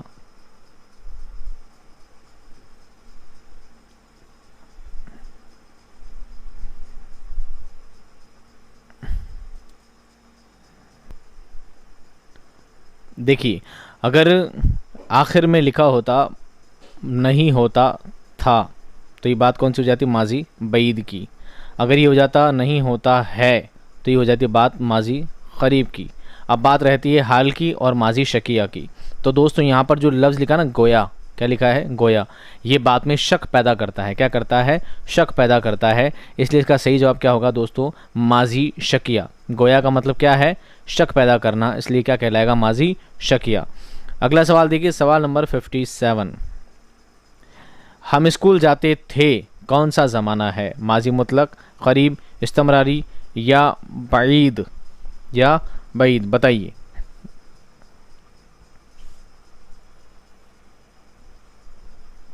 आसानी है, ज़्यादा मुश्किल नहीं है, बताइए।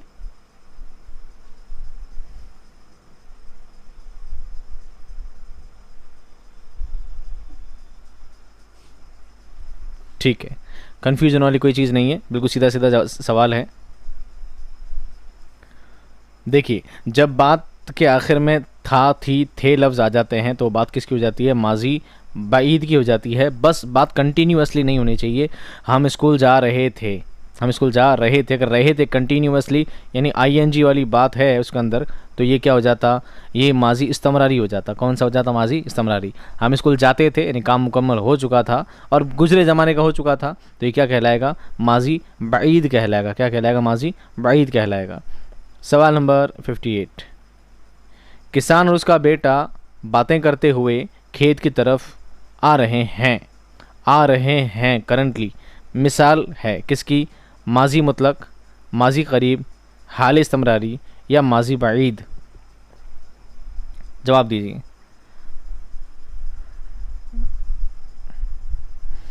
जो काम वर्तमान में हो रहा है वो काम किस में काउंट होता है दोस्तों, हाल में होता है। और जब रहे हैं, रही है, रही है, रहा है और रही हैं, रहे हैं, इस तरह के लफ्ज़ आते हैं, वो होता है इस्तमरारी। इस्तमरारी को दोस्तों नातमाम के नाम से भी जाना जाता है। किस नाम जाना जाता है, हाल नातमाम, माजी नातमाम, इस तरह नाम तमाम के नाम से भी जाना जाता है। सही जवाब क्या होगा दोस्तों, सी, हाल इस्तमरारी, हाल इस्तमरारी। नेक्स्ट क्वेश्चन, सवाल नंबर 59, गेहूँ 2-3 दिन में पक जाएगा और हम उनको पड़ोसियों से कटवा लेंगे, कटवा लेंगे। कब की बात है, इन जुमलों में कौन सा ज़माना है, माजी मुतलक, माजी करीब, फ़ैल मुस्तकबिल या माजी इस्तमरारी। पक जाएगा, वैसे इसको नहीं देखेंगे, हमेशा लास्ट वाले को देखेंगे, पर पहले वाले को भी देखेंगे। जाएगा बात किसकी है, भविष्य की है। तो जब बात मुस्तकबिल की जाती है तो वो क्या कहलाता है, फ़ैल मुस्तकबिल कहलाता है। कटवा लेंगे, भविष्य में जाके कटवा लेंगे, अभी नहीं कटवा रहे हैं, ठीक है। तो ये क्या कहलाएगा, फ़ैल मुस्तकबिल कहलाएगा। सवाल नंबर 60, 3 घंटे से मुसलसल बरसात हो रही है, मुसलसल निरंतर, ये किसकी मिसाल है, माजी की, हाल की, हाल ना तमाम या मुस्तकबिल। हो रही है, हो रहे हैं और हो रहा है, जब बात किसकी आ जाए दोस्तों, आईएनजी की आ जाए, तो वहाँ पर बात किसकी की जाती है, ना तमाम की। इसका मतलब का सही जवाब क्या होगा, हाले ना तमाम। क्या होगा, हाले ना तमाम। सवाल नंबर 61, ऐसा फ़ैल जिसमें हाल और मुस्तकबिल दोनों की झलक पाई जाती है। बहुत अच्छा सवाल है, ये सवाल 12 पहले पूछा भी जा चुका कई बार। ऐसा फ़ैल जिसमें हाल और मुस्तकबिल दोनों एक साथ आते हैं एक ही जुमले में, वो क्या कहलाता है, माजी, हाल, मुज़ारे या लाजिम। इसका जवाब फटाफट दीजिए क्योंकि सवाल बहुत बार पहले आ चुका है, कई एग्ज़ाम में ये सवाल पहले कई बार पूछा जा चुका है। ठीक है, इसका सवाल क्या होगा दोस्तों? सी। क्या होगा? सी, मुजारे। जब हाल और मुस्तकबिल एक ही बात में, एक ही जुमले में आ जाते हैं तो क्या कहलाता है? वो मुजारे कहलाता है। क्या कहलाता है? मुजारा कहलाता है। सवाल नंबर 62, ये काम ज़रूर आप ही ने किया होगा। ये काम ज़रूर आपने किया होगा। क्या है? माजी करीब, माजी बईद, माजी एहतमाली या माजी शर्तिया, या माजी शर्तिया, बताइए।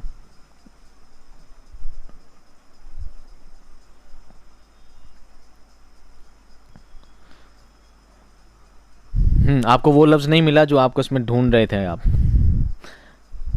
चलिए, आपका शक भी दूर करते हैं। ये है दोस्तों माजी शर्तिया, सॉरी माजी एहतमाली, माजी एहतमाली। और माजी एहतमाली को किस नाम से जाना जाता है? माजी शकिया भी कहते हैं। क्या कहते हैं? माजी शकिया भी कहते हैं। एहतमाल मतलब होता है शक करना, एहतमाल मतलब होता है शक करना। माजी एहतमाली को माजी शकिया भी कहते हैं। शकिया हटाकर क्या लिख दिया यहाँ पर? एहतमाल लिख दिया गया। ठीक है, सही जवाब क्या होगा? सी होगा। ये काम आपने किया होगा, इस बात में शक पाया जा रहा है। आपने किया या नहीं किया कोई गारंटी नहीं है, किया होगा, ऐसी कंडीशन में क्या जवाब आएगा दोस्तों? सी आएगा। यहाँ पर एहतमाल पाया जा रहा है। ये माजी करीब की बात नहीं है, करंटली की बात नहीं है, माजी बईद बहुत दूर की बात भी नहीं है, और माजी शर्तिया इस बात में कोई शर्त नहीं पाई जाती है, बल्कि यहाँ पर क्या पाया जाता है? शक पाया जाता है। और शक वाली कंडीशन में हमेशा माजी एहतमाली होगा, या इसको ऑब्लिक में माजी शकिया भी कहा जाता है। सवाल नंबर 63, मौजूदा ज़माने में बिला किसी तख़सीस के होने वाला काम कहलाता है? फ़ैल हाल मुतलक, हाल शकिया, हाल ना तमाम, हाल मुजारे। जवाब दीजिए। करंटली, मौजूदा हालात में, वर्तमान में होने वाले काम को क्या कहेंगे?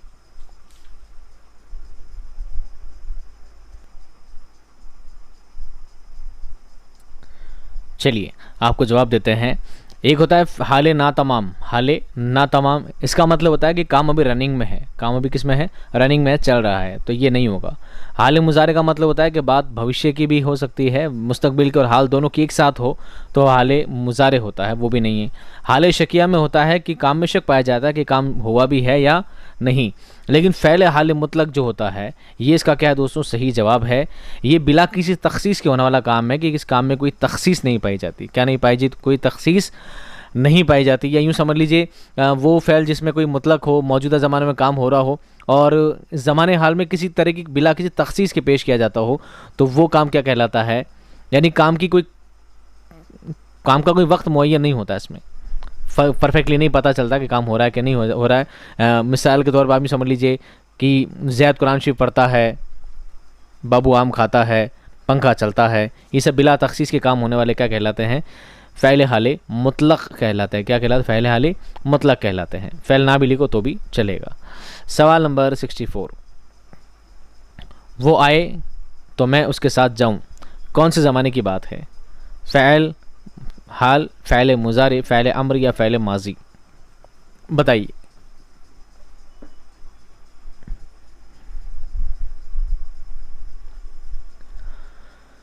ठीक है, फ़ैल हाल नहीं है। जाऊँ बात कब की है? भविष्य की है। वो आए यानी बात किसकी है? वर्तमान की है। जब एक ही जुमले में दोनों बातें आएँ, यानी बात हाल की और मुस्तकबिल की दोनों एक साथ आए, तो वो क्या कहलाता है दोस्तों? फ़ैल मुज़ारे कहलाता है। एक ही जुमले में फ़ैल हाल और फ़ैल मुस्तकबिल की दोनों की बातें शामिल हो तो क्या कहलाता है? फ़ैल मुज़ारे कहलाता है। फ़ैल अम्र का मतलब होता है किसी को ऑर्डर देना, और फ़ैल माजी बात गुजरे हुए ज़माने की होती है। सवाल नंबर 65, अगर वो पढ़ता रहेगा तो ज़रूर कामयाबी मिलेगी। रहेगा वर्तमान की बात है, और मिलेगी ये कौन सी बात है? मुस्तकबिल की बात है। लेकिन कंफ्यूज मत होना, जुमले में कौन से ज़माने की बात है?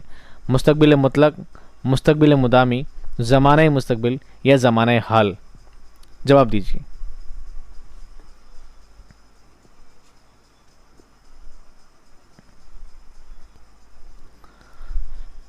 चलिए, ये बात तो बता दी जाए, एक बात ज़माने हाल की नहीं है, एक आपका ऑप्शन कट हो जाता है। ये बात भी ठीक है, बात मुस्तकबिल और मुदामी दोनों में से एक की है। ज़माने मुस्तकबिल तो है, लेकिन दोनों में से एक की मिसाल है। देखिए, अगर वो पढ़ता रहेगा, अगर वो कंटिन्यू आगे भी पढ़ता रहेगा भविष्य में तो क्या हो जाएगा, कामयाबी उसको मिल जाएगी, कामयाबी उसको मिल जाएगी। ये चीज़ क्या है दोस्तों, मुस्तकबिल मुदामी है, मुस्तकबिल मुदामी है। ऐसा काम जो आगे कंटिन्यू होता रहेगा, आगे कंटिन्यू चलता रहेगा, वो क्या होता है, मुस्तकबिल मुदामी होता है। जो काम कंप्लीट हो जाता है, जब काम आगे जाकर कंप्लीट हो जाता है तो क्या हो जाता है, मुस्तकबिल मुतलक होता है, मुस्तकबिल मुतलक होता है। तो अब मैंने आपको पीछे वाले रूल्स में ये बताया है, अगर वो पढ़ता रहेगा ये होता है मुस्तकबिल मुदामी, और ज़रूर कामयाबी मिलेगी, ये भी आशावादी है, ये फिक्स नहीं है कि मिल ही जाएगी, सिर्फ आशावादी है, इसलिए हम इसको मुस्तकबिल मुदामी में ही काउंट करेंगे। हम इसको अगर ऐसा लिखते कि आगे जाकर काम परफेक्ट कंप्लीट हो जाने वाली बात करते कि हाँ ये भी हो जाएगा, तो ये क्या होता, मुस्तकबिल मुतलक में शामिल हो जाता। लेकिन अभी हम क्या लिखे इसको, मुस्तकबिल मुदामी, मतलब समझे आप इसका, यानी करंटली, यानी भविष्य में ऐसा काम जो आगे जाकर रनिंग में चलता रहे, वो मुस्तकबिल मुदामी की पहचान होती है। सवाल नंबर 66, खुदा तुम्हारा भला करे किस ज़माने की बात है, माजी, हाल, मुजारे या फ़ैल अम्र।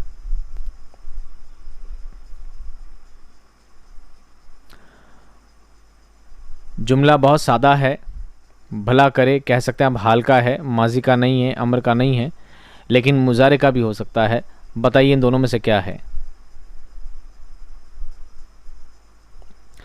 बिल्कुल सही है, मुजारे का है। किसका है, मुजारे का। जब किसी को दुआ दी जाए तो दुआ वाले जितने भी जुमले होते हैं, खुदा तुम्हारा भला करे, अल्लाह तुम्हारा भला करे, तुम आगे जाकर कामयाब हो, हमारी दुआ है, ये जो जुमले होते हैं सभी किस में आते हैं, फ़ैले मुजारे में आते हैं। किस में आते हैं, फ़ैले मुजारे में आते हैं, याद रखना। दुआ वाले जितने भी जुमले होते हैं किस में आते हैं, मुजारे में आते हैं। इंपॉर्टेंट लाइन है, इसको अच्छी तरह से दिमाग में फिट रखना।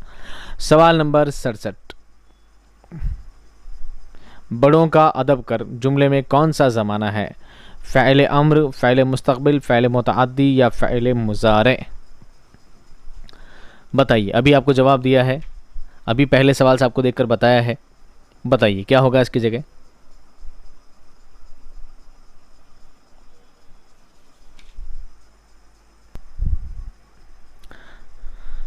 फ़ैल मुस्तक़बिल नहीं होगा, फ़ैल मुतअद्दी नहीं होगा, फ़ैल मुज़ारे भी नहीं होगा। ये क्या है दोस्तों, फ़ैल अम्र है। क्या है, फ़ैल अम्र है। बड़ों का अदब कर या बड़ों का अदब करो, ये क्या है, एक ऑर्डर है। ये क्या आप किसी को नसीहत कर रहे हैं, किसी को ऑर्डर कर रहे हैं कि ऐसा करो।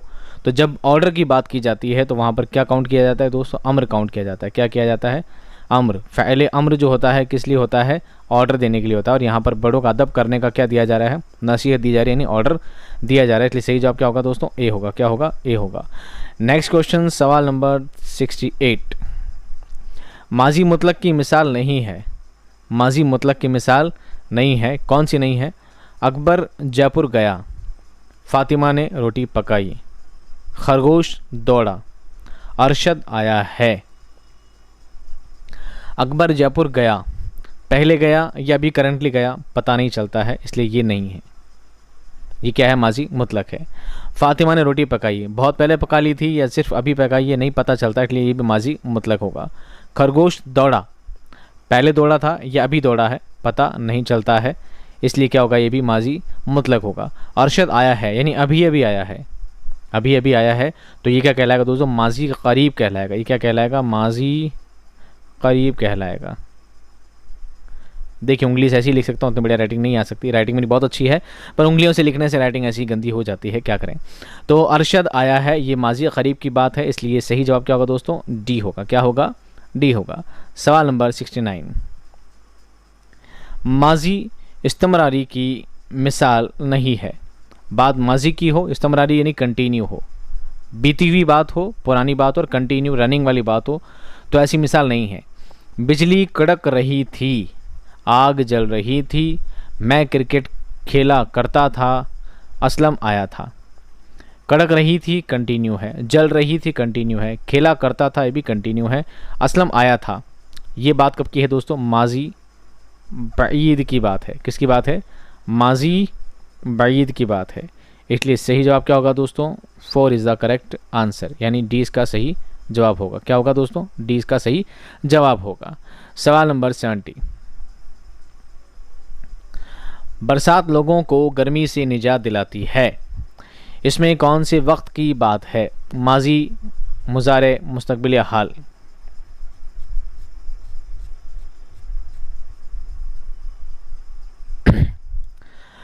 माजी मुस्तकबिल तो आप भूल गए, मुजारे हाल में आप अटक गए।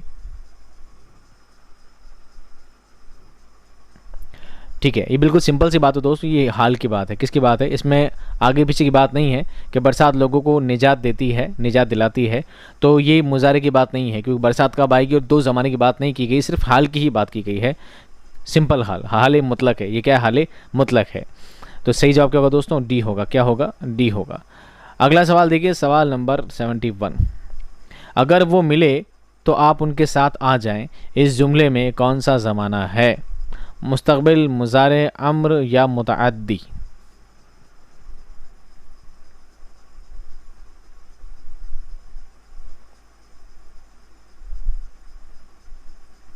चलिए, मुतअद्दी नहीं है, बताइए अब क्या है?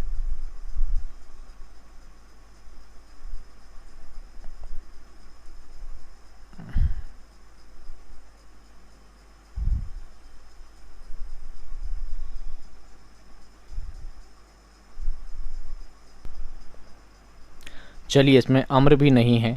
क्या नहीं है? अम्र भी नहीं है। अम्र इसलिए नहीं है क्योंकि इसमें कोई ऑर्डर नहीं है। मुस्तकबिल भी नहीं है। ये जुमला है मुजारे का। जैसे अगर वो आपको अभी मिले, तो कब मिलने की बात है? अभी मिलने की बात है। अगर वो आपको अभी मिले तो आप उनके साथ आ जाएं। कब? भविष्य में आ जाएं। अगर मिल जाएगा अभी तो कब? बाद में आएगा ना। एक सेकंड बाद की भी अगर बात की जाती है, एक लम्हा बाद की भी अगर बात की जाती है, तो वो बाद की बात किस में गिनी जाती है? मुस्तकबिल में गिनी जाती है। और अगर अभी मिले, अगर वो आपको मिले, या आप ये भी सोच सकते हैं कि दोनों ही बातों को, आपके दिमाग में ये भी चल सकता है, अगर वो आपको भविष्य में मिले तो आप उनके साथ भविष्य में आ जाएं। दोनों ही बात आप मुस्तकबिल के लिहाज से सोचकर आप मुस्तकबिल में जवाब इसका दे सकते हैं। ठीक है, लेकिन चूंकि जुमला पूरा वजाहत नहीं करता है, इसलिए हम इसको क्या मानेंगे? मुजारे मानेंगे। क्या मानेंगे? मुजारे मानेंगे। अगर वो मिले, अभी मिल जाए, तो आप भविष्य में उनके साथ आ जाएं, तो ये क्या कहलाएगा? मुजारे कहलाएगा। हाल और मुस्तकबिल दोनों की बात यहाँ पर शामिल है। नेक्स्ट क्वेश्चन, सवाल नंबर 72। जिस फ़ैल में किसी शख्स को कोई हुक्म दिया जाए उसे क्या कहते हैं? फ़ैल मुजारे, फ़ैल नाक़िस, फ़ैल नहीं या फ़ैल अम्र? बहुत आसान है, 3-4 बार बता दिया अभी भी मैं। जब किसी को ऑर्डर दिया जाए, ऑर्डर दिया जाए, ऑर्डर दिया जाए, ऑर्डर का मतलब क्या होता है दोस्तों? हुक्म। क्या होता है? हुक्म। किस काम के हुक्म दिया जाए तो क्या होता है? फ़ैल अम्र होता है। क्या होता है? फ़ैल अम्र होता है। नेक्स्ट क्वेश्चन, सवाल नंबर 73। वो फ़ैल जिसमें किसी को कोई काम करने से मना किया जाए क्या कहलाता है? फ़ैल नाक़िस, फ़ैल नहीं, फ़ैल अम्र या फ़ैल मुतअद्दी?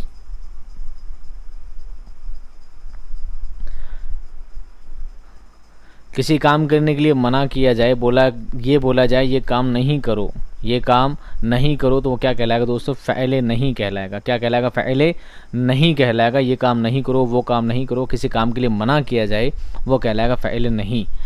नेक्स्ट क्वेश्चन, सवाल नंबर 74। फ़ैल की दुरुस्त तारीफ़ की निशानदही कीजिए। फ़ैल किसे कहते हैं? उसकी परिभाषा बताइए। फ़ैल वो है जिससे किसी काम के करने या होने के बारे में इल्म हो। सही बात है। फ़ैल वो है जिसके साथ फ़ाइल और मफ़ूल मौजूद हों। ज़रूरी नहीं है। फ़ैल वो कलमा है जिससे काम का वक्त पर होना मालूम हो। ये भी ज़रूरी नहीं है।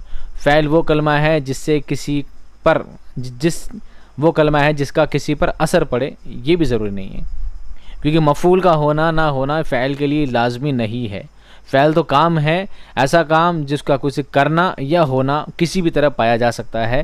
तो इसका सही जवाब क्या होगा दोस्तों? ए होगा। क्या होगा? ए होगा। काम का करना या होना पाया जाता है, वही फ़ैल कहलाता है। फ़ाइल का होना, मफ़ूल का होना, ये सब चीज़ें होना ना होना लाजमी नहीं है। बस काम होना ज़रूरी है। काम उसमें हो रहा है नहीं हो रहा है, ये बात जानना ज़रूरी है। किसी काम को करने वाला कहलाता है। इसमें मफ़ूल, इसमें फ़ाइल, इसमें ज़मीर, इसमें फ़ाइल या मफ़ऊल। फ़ाइल, मफ़ूल, इसमें मफ़ूल, इसमें ज़मीर, क्या कहलाएगा? वैसे देखो इसमें मफूल भी कहा जाता है, ठीक है, लेकिन आपको फ़ैल के लिहाज से क्या सिर्फ ये क्या देखना है, मफूल देखना है। क्या कहलाता है? फ़ैल, फ़ाइल और मफूल। फ़ैल के लिहाज से क्या जवाब देना है? सिर्फ मफूल कहलाता है। काम करने वाला क्या कहलाता है? मफ़ऊल कहलाता है। सॉरी हो, दिमाग मेरा चूक गया, मफूल नहीं होता दोस्तों, फ़ाइल होता है, मैं बातों बातों में भूल गया। फ़ाइल होता है काम करने वाला, मफूल जिस पर असर पड़ता है, और ज़मीर फ़ाइल की जगह इस्तेमाल किए जाने वाले लफ्ज़ होते हैं। सही जवाब है सी। सही जवाब क्या है दोस्तों? सी। एक होता है मफ़ऊल जिस पर असर पड़ता है, इसमें मफूल भी वही होता है, और फ़ाइल होता है काम को करने वाला, जिसको हिंदी में क्या कहते हैं? कर्ता। क्या कहते हैं? कर्ता। इंग्लिश में कहते हैं सब्जेक्ट। क्या कहते हैं? सब्जेक्ट कहते हैं। सही जवाब क्या है? सी, फ़ाइल। मुझसे भी चूक हो सकती हो, मैं इंसान हूँ, मैं कोई मशीन नहीं हूँ। एज इट इज़ आपने जो फॉर्मेट सेट कर दिया एज इट इज़ वैसे चलता है। मैं इंसान हूँ, मुझसे गलतियाँ होना लाजमी है, पर मेरी कोशिश रहती है मैं कोई गलती ना करूँ। सवाल नंबर 76, जो किसी शख्स या चीज़ के काम को जाहिर करे उसे क्या कहते हैं? किसी शख्स या किसी चीज़ के काम को, किसको जाहिर करे? काम को जाहिर करे, क्या कहलाता है? हर्फ, मफूल, इस्म या फ़ैल? जिससे कोई काम पता चलता है, काम काम किससे पता चलता है दोस्तों? डी से काम पता लगता है, फ़ैल से। फ़ैल को ही अपना में क्या कहते हैं? काम कहते हैं। जो किसी शख्स और चीज़ के काम को जाहिर करे उसे फ़ैल कहा जाता है, और शख्स और चीज़ को तो आप इसम के नाम से भी जान लेते हैं। सवाल नंबर 77, मानी के लिहाज से फ़ैल की कितनी किस्में हैं? मानी के लिहाज से फ़ैल की कितनी किस्में हैं? 5, 2, 3 या 4? फटाफट जवाब दीजिए। मानी के लिहाज से फ़ैल की कितनी किस्में होती है?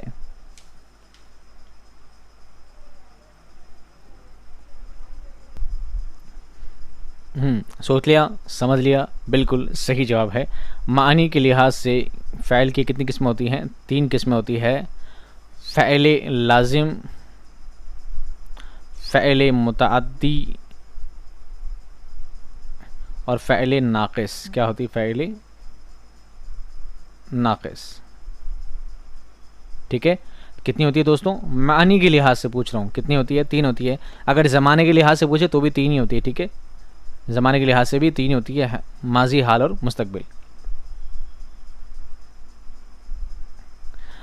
फ़ाइल के लिहाज से फ़ैल की कितनी किस्में होती हैं? फ़ाइल के लिहाज से फ़ैल की कितनी किस्में होती हैं? 2, 4, 5 या 3? बताइए।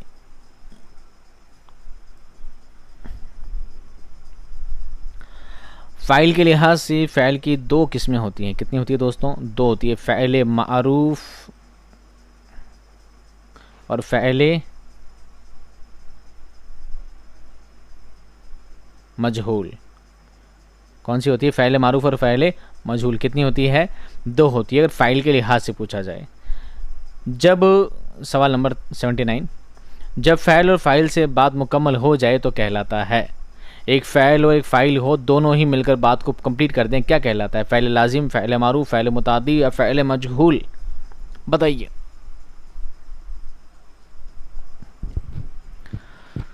ठीक है, बिल्कुल सही है।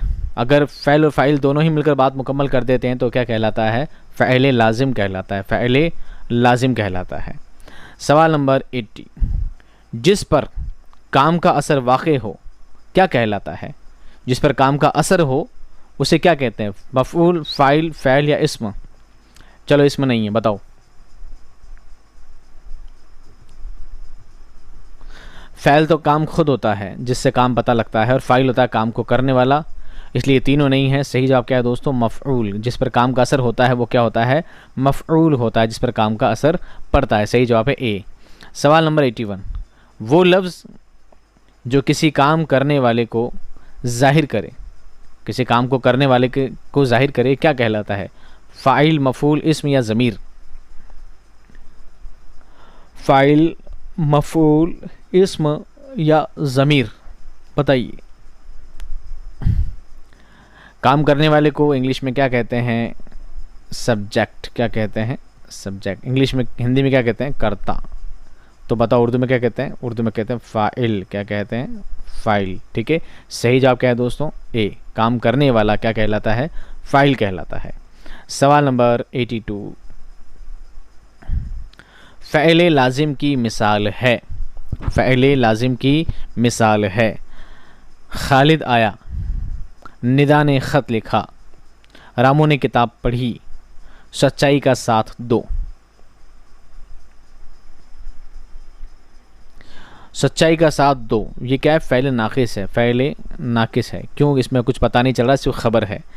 रामू ने किताब पढ़ी, तो रामू भी है कौन? फ़ाइल है, काम करने वाला है। पढ़ना काम है और किताब उसका ऑब्जेक्ट है, यानी किताब क्या उसका मफ़ूल है। फ़ेल फ़ाइल मफ़ूल तीनों ही शामिल होते हैं तो हो जाता है फ़ेल मुताअद्दी। क्या हो जाता है? फ़ेल मुताअद्दी हो जाता है। निदा ने ख़त लिखा, निदा काम करने वाली, लिखना उसका काम, और ख़त क्या हो गया? मफ़ूल हो गया। ये भी क्या होगा दोस्तों? फ़ेल मुताअद्दी होगा। खालिद आया, एक फ़ेल और एक फ़ाइल दोनों मिलकर क्या बनाते हैं? फ़ेल लाजिम बनाते हैं। एक फ़ेल और एक फ़ाइल से बात मुकम्मल हो जाती है तो वो क्या कहलाता है? फ़ेल लाजिम कहलाता है। तो फ़ेल क्या है? आया, और फ़ाइल कौन है? खालिद। फ़ेल फ़ाइल मिलकर बात बनाते हैं तो क्या बनाता है? फ़ेल लाजिम कहलाते हैं। जवाब क्या होगा? ए। सवाल नंबर 83, वो फ़ेल जो काम का करना नहीं सिर्फ होना जाहिर करता है उसे क्या कहते हैं? काम का करना तो पता चलता है लेकिन काम का करना पता नहीं चलता, सिर्फ होना जाहिर करता है। सिर्फ काम हो रहा है ये बात पता चलती है, क्या कहलाएगा? फ़ेल नाक़िस, फ़ेल मजहूल, फ़ेल अम्र या फ़ेल लाजिम? देखो, फ़ेल लाजिम नहीं कहलाएगा क्योंकि फ़ेल लाजिम में काम करने वाला पता होता है, काम कौन करता है, क्योंकि एक फ़ाइल और फ़ेल मिलकर ही बनाते हैं फ़ेल लाजिम। फ़ेल अम्र भी नहीं होगा, फ़ेल अम्र में किसी को ऑर्डर दिया जाता है। बताइए मजहूल होगा कि नाक़िस होगा?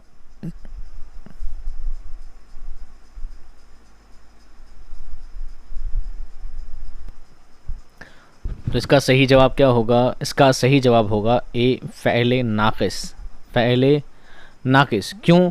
क्योंकि फ़ेल नाक़िस में किसी काम को सिर्फ होना ज़रूरी है, सिर्फ किसी काम का होना ज़रूरी है, कोई काम का करने वाला इसमें ज़रूरी नहीं होता। कैसे कैसे समझेंगे इस बात को आप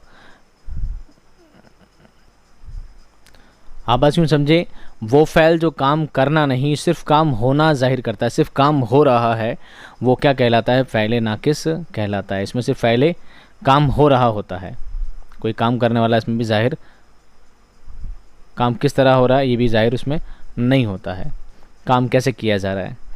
सवाल नंबर 84, आसिफ माज़ूर है, इस जुमले में कौन सा फ़ेल है? फ़ेल लाजिम, फ़ेल मुताद्दी, फ़ेल नाक़िस या फ़ेल मुनासिब?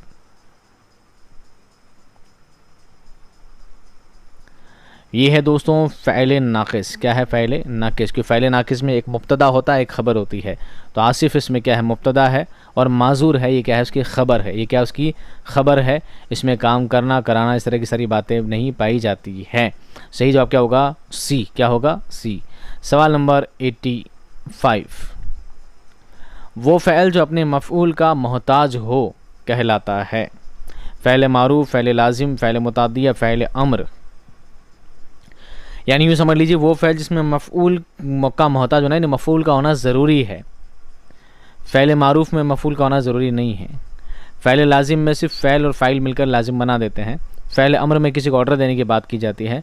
फ़ेल मुताद्दी में फ़ेल भी होता है, फ़ाइल भी होता है और मफ़ऊल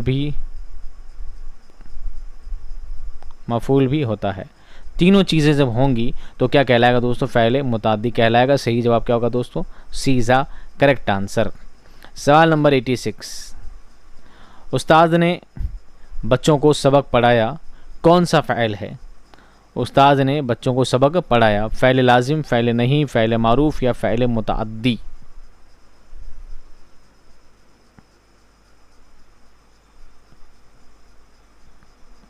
फ़ेल लाजिम नहीं है क्योंकि उस्ताद एक फ़ेल और एक फ़ाइल होता है उसमें। फ़ेल नहीं भी नहीं है क्योंकि किसी काम के लिए मनाही नहीं हो रही है। अब बताओ मारूफ़ है कि मुताद्दी है? मारूफ़ भी हो सकता है क्योंकि काम करने वाला पता है, लेकिन यह है क्या दोस्तों? फ़ेल मुताद्दी है। क्या है? फ़ेल मुताद्दी है। उस्ताद क्या है? फ़ाइल है। पढ़ाना क्या है? फ़ेल है। और सबक और बच्चों ये दोनों ही क्या है? मफ़ऊल है। दोनों ही क्या है? मफ़ऊल हैं। इसलिए सही जवाब क्या होगा दोस्तों? डी होगा, मफ़ऊल अव्वल और मफ़ऊल सानी। सवाल नंबर 86, जिस फ़ेल में काम करने वाला फ़ाइल के बजाय मुब्तदा कहलाता है? एक फ़ेल ऐसा भी होता है जिसमें फ़ेल फ़ाइल मफ़ऊल को इस तरह नहीं बोल के फ़ैल को क्या बोला जाता है, मुब्तदा बोला जाता है, और आखिर के बाद के लफ्ज़ को क्या जाता है, ख़बर बोला जाता है। वो क्या कहलाता है, फ़ैल मजहूल, फ़ैल नाक़िस, फ़ैल लाजिम या फ़ैल मारूफ़? बताइए। अभी बताए हैं 3-4 सवाल इसी से रिलेटेड हुए हैं। जी बिल्कुल सही। वो क्या कहलाएगा, फ़ैल नाक़िस। क्या कहलाएगा, फ़ैल नाक़िस। अभी बताया था आसिफ़ माज़ूर है, तो आसिफ़ क्या है, उसका मुब्तदा है, फ़ैल नहीं है बल्कि क्या है, मुब्तदा है, और बीमार जो है उसकी क्या है, ख़बर है। क्या है, ख़बर है। सवाल नंबर 88, लड़के को घोड़े ने गिरा दिया, इसमें कौन सा फ़ैल है? फ़ैल लाजिम, फ़ैल मुताद्दी, फ़ैल नाक़िस या फ़ैल मजहूल? फ़ैल मजहूल तो तब होता जब फ़ाइल का पता ही नहीं होता, तो फ़ैल मजहूल नहीं है। फ़ैल लाजिम तब होता जब फ़ैल और फ़ाइल दो नहीं होते, तो लाजिम हो जाता, फ़ैल लाजिम भी नहीं है। बताइए, फ़ैल मुताअद्दी है या फ़ैल नाक़िस है?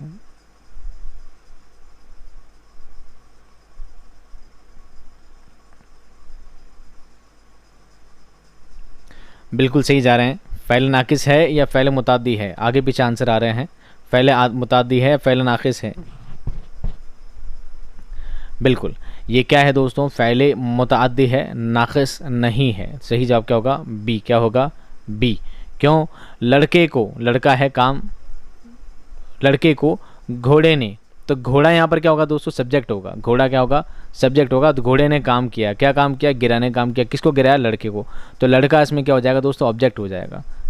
लड़का इसमें क्या हो जाएगा, ऑब्जेक्ट हो जाएगा। उल्टा इसमें बताया गया है। ये भी लिख सकते हैं, घोड़े ने लड़के को गिरा दिया। क्या लिखा गया है, लड़के को घोड़े ने गिरा दिया। ठीक है, उल्टा इसमें लिखा गया है। तो ये क्या होगा दोस्तों, फ़ैल मुताअद्दी होगा, क्योंकि इसमें फ़ाइल भी है, फ़ैल भी है और मफ़ूल भी है। सही जवाब क्या होगा दोस्तों, बी होगा। नेक्स्ट क्वेश्चन देखिए, सवाल नंबर 89, शाहिद बहुत शातिर है, इस जुमले में मुब्तदा कौन है? शातिर, शाहिद, बहुत या बहुत? 2 बार आ गया है, समझ लीजिए, है, बताओ। काम करने वाला फ़ाइल क्या कहलाता है, मुब्तदा कहलाता है, और यहाँ पर काम करने वाला कौन है दोस्तों, शाहिद है।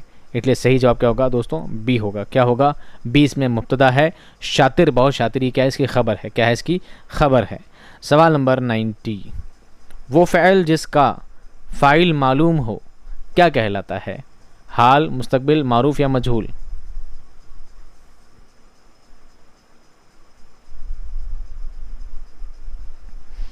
वो फ़ैल जिसका फ़ाइल मालूम हो क्या कहलाता है? फ़ैल मारूफ कहलाता है। जिसका फ़ाइल मालूम नहीं होता है फ़ैल मजहूल कहलाता है। सवाल नंबर 91, मिर्ज़ा गालिब आम खाते थे, जुमले में आम है, फ़ाइल, मफ़ूल, फ़ैल या मस्दर? चलिए, मस्दर तो नहीं है, बता देते हैं आपको। बताओ, फ़ाइल, फ़ैल या मफ़ूल? ठीक है, मिर्ज़ा गालिब कौन है, फ़ाइल हैं, खाते थे फ़ैल है, और मफ़ूल क्या है दोस्तों, आम है। मफ़ूल क्या है, आम है। आम को क्या कहेंगे, मफ़ऊल कहेंगे। सही जवाब क्या होगा, बी। सवाल नंबर 92, वो फ़ैल जो किसी पर असर ना डाले बल्कि असर को साबित करे, असर को साबित करे, किसी पर असर नहीं डाले, क्या कहलाता है? मुताअद्दी, लाजिम, नाक़िस या अम्र? फ़ैल मुताअद्दी, फ़ैल लाजिम, फ़ैल नाक़िस या फ़ैल अम्र? जो किसी पर असर नहीं डालता है,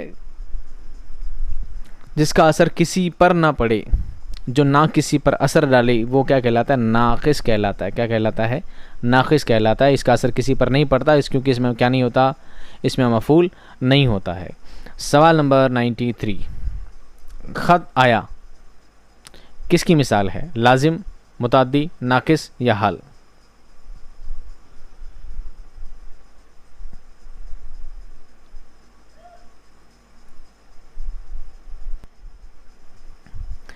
ये लाजिम तो तब होगा जब काम करने वाला मौजूद होगा।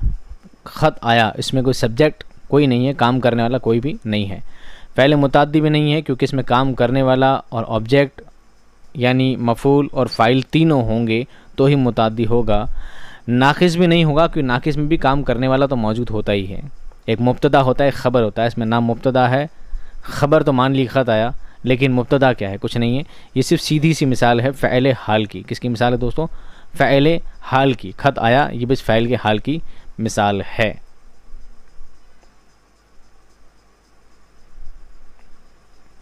फ़ैल बनता है, सवाल नंबर 94, फ़ैल बनता है मस्दर से, जामिद से, मुश्तक से या सभी से?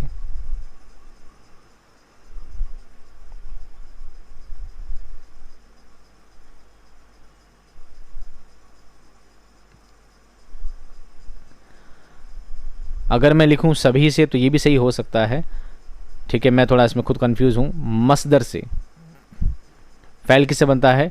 मस्दर से, जैसे काम करना, पेट भरना, चढ़ना, दौड़ना, खाना, पीना, ये सभी क्या है? मस्दर हैं। तो सही जवाब क्या है इसका? यही है। जामिद और मुश्तक का मुझे इसमें नॉलेज, मुझे समझ में नहीं आ रहा इसका।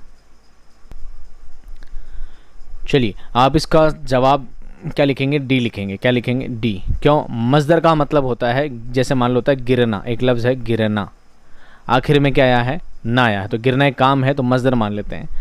जामिद लफ्ज़ को हम क्या कह सकते हैं? गिरा। क्या कह सकते हैं? गिरा। गिरा भी काम ही होता है। और मुश्तक से हम गिरा को कर सकते हैं गिराया गया, गिराया गया, ये भी काम है, गिराया गया। तो इसलिए किससे बनते हैं फ़ैल? डी, सभी से बनते हैं। फ़ैल किससे बनते हैं? मस्दर से भी, जामिद से, मुश्तक से, तीनों से फ़ैल बनते हैं, सभी से। सवाल नंबर 95, असलम अपनी कामयाबी पर खुश होगा, इसमें कौन सा फ़ैल है? ये हर नहीं, पर है। क्या है? पर। असलम अपनी कामयाबी पर खुश होगा, फ़ैल मुस्तक़बिल, फ़ैल लाजिम, मुतअद्दी या नाक़िस?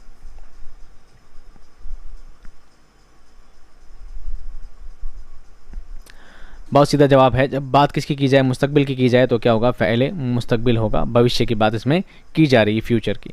सवाल नंबर 96,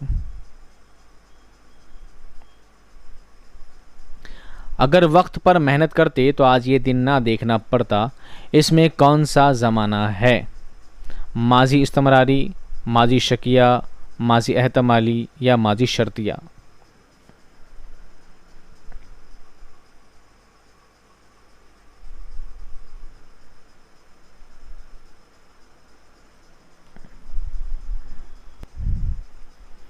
आपको इससे पहले मैंने फ़ैल से पहले हुरूफ पढ़ाया था, तो मैंने बताया था हुरूफ में अगर लफ्ज़ आता है अगर, क्या आता है? अगर। और अगर किसके लिए काम में लिया जाता है? शर्त के लिए। किसके लिए काम में लिया जाता है? शर्त के लिए।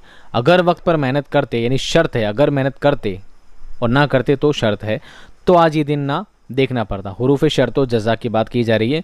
वही चीज़ माजी क्या होती है? शर्तिया होती है। क्या होती है? माजी शर्तिया होती है। चलिए, अब आपके बचे हैं दोस्तों कुल 4 सवाल। इन 4 सवालों को पढ़ाने से पहले सिर्फ इतना कहूँगा कि आप लोगों के लिए क्लास और बनाई गई है, जो कि कल शाम को 4 बजे आएगी, जिसमें उर्दू तदरीस से, उर्दू पैडागोजी के इम्पॉर्टेंट 100 सवालों को शामिल किया गया है। तो आप बिल्कुल भी अपना वक्त ज़ाया ना करें और कल वाली क्लास को ज़रूर ज्वाइन करें। साथ ही आप कोशिश करें कि आप लाइव क्लास ज्वाइन करें और अपने दोस्तों को भी इसका लिंक ज़रूर शेयर करें, ताकि वो भी इसको ज़रूर पढ़ सकें। सिर्फ अपना मुफाद ना सोचें, सभी को साथ लेकर चलें, ठीक है। इंशाल्लाह उनकी दुआओं से आपका भी बेड़ा पार हो जाएगा। बहरहाल कल की क्लास को बिल्कुल मिस ना करें। कल आपके लिए 100 सवालों की क्लास लाई जाएगी, जिसमें तदरीस के सभी सवाल उसमें शामिल किए जाएंगे, मोस्ट इंपॉर्टेंट क्वेश्चंस। चलिए आगे देखिए, सवाल नंबर 97, दिल्ली में एक बड़ा डॉक्टर था, वो लोगों का इलाज करता था, इसमें कौन सा ज़माना है? माजी मुतलक, माजी करीब, माजी बईद या माजी इस्तमरारी?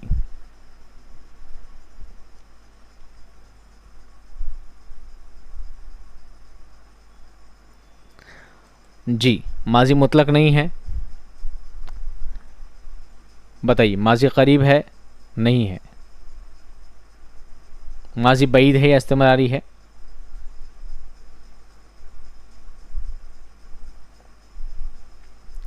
इलाज करता था, कंप्लीट था बात, इलाज करता था तो क्या कहलाएगा? हमें इसके चक्कर में पढ़ना ही नहीं। मैंने कहा ना, पहले वाले जुमले को कभी नहीं देखना, हमेशा बाद वाले जुमले को देखना है।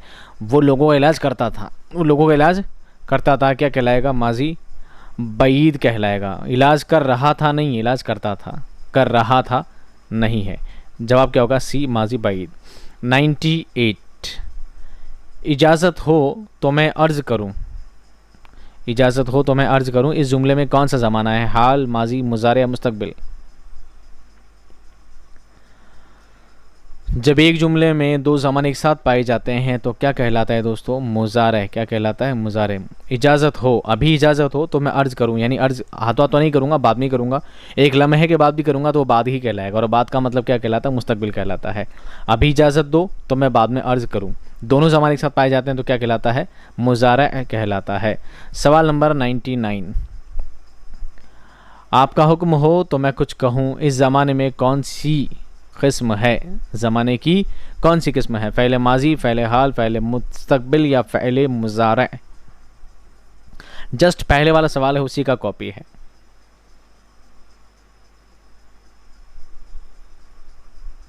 आपका हुक्म हो तो कुछ कहूँ, यानी अभी तो नहीं कहूँगा, कहूँगा तो बाद में, पहले आप हुक्म दोगे उसके बाद ही कहूँगा। यानी कि ज़माने इसमें भी कौन से पाए जा रहे हैं? दो ज़माने पाए जा रहे हैं, इसलिए क्या कहलाएगा? ये डी। इस तरह के कन्फ्यूजेबल सवाल बहुत ही ज़्यादा एग्जाम में आते हैं, पूरा आपको ध्यान रखना है, दिमाग लगाना है। अभी हुक्म दोगे आप, उसके बाद फिर मैं कहूँगा उसके बाद में, तो दो ज़माना हो गया, इसलिए क्या पाएगा? फ़ैले मुज़ारे। आज का हमारा आखिरी सवाल, मेरा इसमें कोई कसूर नहीं था, इसमें फ़ैल कौन सा है? फ़ैल लाजिम, फ़ैल मुतादी, फ़ैल नाक़िस या फ़ैल अम्र?